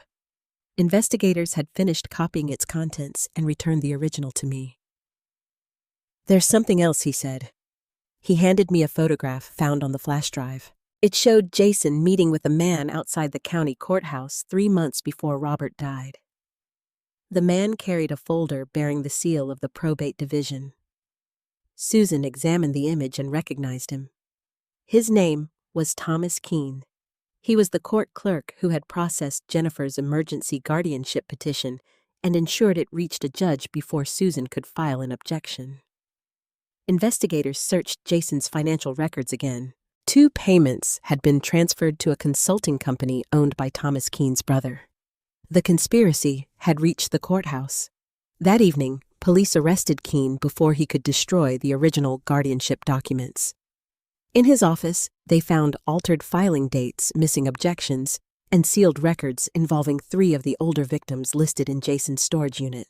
Jason had not merely exploited frightened families. He had purchased access to the system meant to protect them. Shortly before midnight, the detective called me. "We believe we can now reopen every case connected to Jason's files," he said. "Several victims may recover their homes." Robert had not lived to see justice for himself, but the evidence he preserved might return other people's lives to them. I went home the next morning under police protection. The broken lock had been replaced. The rooms still carried traces of the search, but the house belonged to me again. On Robert's desk sat the small wooden bird he had been carving before he died. One wing remained unfinished. Beneath it, investigators had found a final handwritten note. "Catherine, if you survive the truth, do not spend the rest of your life living inside it." I held the unfinished bird and looked around the home everyone had fought to possess. The house felt painfully empty. Then Susan called. The emergency custody hearing had been scheduled for the following morning. Noah would testify privately before the judge. But there was a problem. Jason had dismissed his attorney and demanded permission to question Noah personally. He claimed the boy had been manipulated into lying, and under an obscure procedural rule connected to the guardianship investigation, the court had not yet denied his request. Jason had lost the money, the trust, and his freedom. Now he intended to use the courtroom to take Noah's courage from him. I placed Robert's wooden bird beside his final note. "No," I said quietly. "Not this time." The courthouse looked different when I entered it as a free woman. The last time I had walked through those doors, Jennifer and Jason were trying to convince a judge that I could no longer manage my own life. Dr. Harris's false diagnosis had followed me into every room, turning grief into evidence and hesitation into incompetence. This time, Susan walked beside me carrying the independent medical evaluation that proved my capacity. Frank followed with Robert's final letter secured inside his briefcase. And somewhere in the building, Noah was waiting to tell the truth. The emergency custody hearing was closed to the public. The judge had reviewed the evidence against Jason, Jennifer, Linda, Dr. Harris, Melissa Grant, and Thomas Keene. Yet Jason still claimed that Noah had invented the threats because I had manipulated him. Susan objected to his request to question Noah personally. Allowing an accused abuser to interrogate a frightened child would turn this hearing into another instrument of control, she argued. Jason sat at the opposite table wearing county-issued clothing and restraints around his ankles. He had refused legal representation, apparently believing he could still control the room if he spoke for himself. "I am the child's father," he said. "I have a right to challenge false accusations." The judge studied him. "Parenthood does not include an unlimited right to confront a child you are accused of threatening. He stole private property from my home. He preserved evidence of financial crimes. He was coached." The judge turned toward me. "Mrs. Brown, did you instruct Noah to remove the blue envelope?" "No. I did not know it existed until he told me where to find it." Jason leaned forward. She turned him against his parents. I looked directly at him. "You did that yourself." The judge warned both of us not to speak without permission. After reviewing the applicable rule, she denied Jason's request. Noah would testify privately from another room. The judge, Susan, a child advocate, and a court reporter would be present. Jason could submit written questions, but the judge would decide whether any were appropriate. For the first time, Jason's confidence disappeared. He had counted on seeing Noah's fear. Without that fear in front of him, he had no power. The private interview lasted nearly 40 minutes. I waited in the courtroom, staring at Robert's unfinished wooden bird resting inside my handbag. When the judge returned, her expression was solemn. Noah provided a clear and consistent account, she said. His statements are supported by recordings, financial documents, electronic messages, and testimony from multiple witnesses. Jason rose. He is 11 years old, and he displayed more respect for the truth than many adults involved in this case. The courtroom became silent. The judge granted me temporary custody of Noah. Jason and Jennifer were prohibited from contacting him except through procedures approved by the child advocate.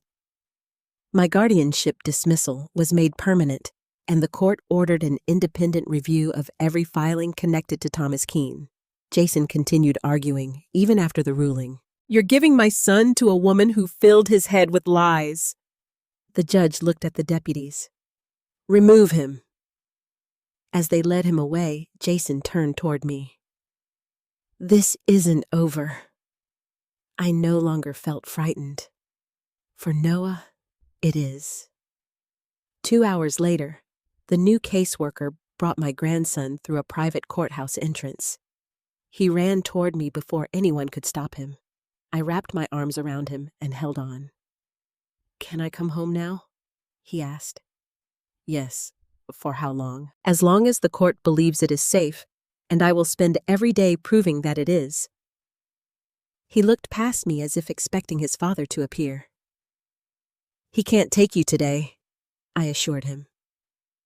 Noah nodded, but he kept holding my hand all the way to the car. When we arrived at the house, he stopped at the front door. The lock Jason had changed was gone. The familiar brass key turned easily in my hand. "Would you like to open it?" I asked. Noah did. Inside, the house felt less empty than it had the day before. His room still contained the books and model airplanes he had left behind. I told him he could change anything he wanted. He only asked to move the bed so he could see the hallway from his pillow. That night, I left the hall light on.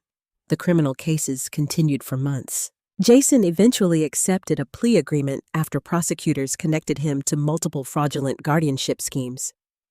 He pleaded guilty to conspiracy, financial exploitation, kidnapping witness, intimidation, forgery, and obstruction. His cooperation helped investigators identify additional properties and accounts belonging to other victims. It did not reduce the damage he had caused, but it allowed several families to recover homes they believed were gone forever. Dr. Harris lost his medical license and pleaded guilty to falsifying records and assisting Jason's abduction plan. Melissa Grant was convicted of accepting payments and compromising Noah's protection. Thomas Keene admitted altering court filings in exchange for money. Linda pleaded guilty after medical experts concluded that the delay in calling for help had significantly reduced Robert's chance of survival. Jennifer entered a separate plea. At sentencing, she accepted responsibility for the fraud, the forged documents, and the 43 minutes she allowed her father to suffer while she searched for evidence. She asked permission to read a statement. "I spent months describing myself as someone trapped by Jason," she said. "But being manipulated does not erase the choices I made. My father asked me for help, and I chose myself. My son told the truth, and I allowed him to be threatened for it. My mother loved me, and I used that love as a weakness. I listened without looking away." The judge sentenced her to prison, though her cooperation and guilty plea reduced the term. Before deputies took her away, Jennifer turned toward me. I did not smile. I did not offer forgiveness she had not earned. But I nodded once, acknowledging that she had finally spoken without hiding behind fear. Noah chose not to attend. His therapist helped him write a letter that was delivered to Jennifer afterward. "I do not hate you, Mom, but I need to feel safe more than I need to make you feel forgiven." When he showed me those words, I recognized Robert's courage in him. The trust audit recovered most of the stolen money. I sold the interstate land through a transparent transaction overseen by Susan and an independent trustee. I used part of the proceeds to establish the Robert Brown Legal Protection Fund, which provided assistance to older adults facing fraudulent guardianships, coercive financial arrangements, and abuse by relatives. Frank became one of its volunteer advisors. Robert would approve, he told me at the opening meeting. I hope so. He would also tell you to stop asking permission to do good with your own life. That sounded exactly like him. 1 year after the night Noah told me to find the blue envelope, we visited Robert's grave together. The headstone had been repaired. Beneath it, the secret metal box had been removed, leaving only soil and grass. Noah placed the completed wooden bird beside the flowers. He had carved the unfinished wing himself with help from one of Robert's old friends at the workshop. "Do you think Grandpa knew what would happen?" he asked. "No, but he knew the truth might need somewhere safe to wait." Noah looked at the bird. Was he disappointed in everyone? Probably, but disappointment was never the same as giving up on us. He slipped his hand into mine. "Are you disappointed in Mom?" "Yes." "Do you still love her?" "Yes." He thought about that. Those things can happen together. They often do. Loving someone does not require pretending they did nothing wrong. As we walked toward the cemetery gate, I understood what Robert meant when he warned me not to spend the rest of my life living inside the truth. Truth was supposed to open a door. It was not meant to become another prison. I could not recover the 43 minutes Robert had been denied. I could not restore Jennifer's innocence, erase Noah's fear, or turn Linda back into the friend I believed she was. But I could decide what happened after the truth was known. Jason had believed family love would keep us silent. Jennifer had believed fear excused betrayal. Linda had believed history guaranteed forgiveness. They were all wrong. Love without boundaries becomes permission. Fear without accountability becomes destruction. And forgiveness without truth becomes another lie. Noah and I returned home before sunset. He opened the door with his own key, then paused beneath the hallway light. "Grandma." "Yes. If I see something wrong again, should I tell you? Even if it hurts?" I placed my hand on his shoulder. "Especially if it hurts." He nodded and entered the house. This time, neither of us had to whisper. The deepest lesson I learned is that love should never require us to surrender our judgment, silence our pain, or ignore the truth. For a long time, I believed loving my family meant protecting them from consequences. I thought forgiveness meant opening the door again, no matter how many times someone entered only to hurt me. But love without boundaries is not kindness. Sometimes it is permission for the damage to continue. Fear can make ordinary people do terrible things. Jennifer feared losing her comfortable life. Linda feared losing everything she owned. Jason feared losing control. Each of them used fear to justify one more lie, one more betrayal, and one more selfish decision. But fear may explain a choice. It does not erase responsibility for that choice. Noah taught me something the adults around him had forgotten. Courage is not the absence of fear. Courage is telling the truth while your hands are still shaking. It is speaking when silence would feel safer. It is choosing what is right even when the people you love may blame you for exposing what they have done. I also learned that forgiveness and reconciliation are not the same. We can release hatred without restoring trust. We can still love someone while refusing to protect them from the consequences of their actions. Healing does not require us to pretend the wound never happened. It asks us to stop allowing that wound to control the rest of our lives. Robert left behind evidence, but his greatest gift was a warning. Truth should open the door to freedom, not become another prison. We cannot recover the moments stolen from us, rewrite every painful decision, or turn people back into who we once believed they were. But we can decide what comes next. We can create boundaries. We can protect the vulnerable. We can transform grief into purpose and use our pain to help someone else find safety. If this story touched your heart, please share your thoughts in the comments. Have you ever had to love someone from a distance or choose truth over family loyalty? Your experience may give another person the courage to speak. And if you believe stories like this can bring strength, healing, and hope, please subscribe to the channel and join us for the next story. Remember, telling the truth may change your family, but sometimes it is the only way to save yourself.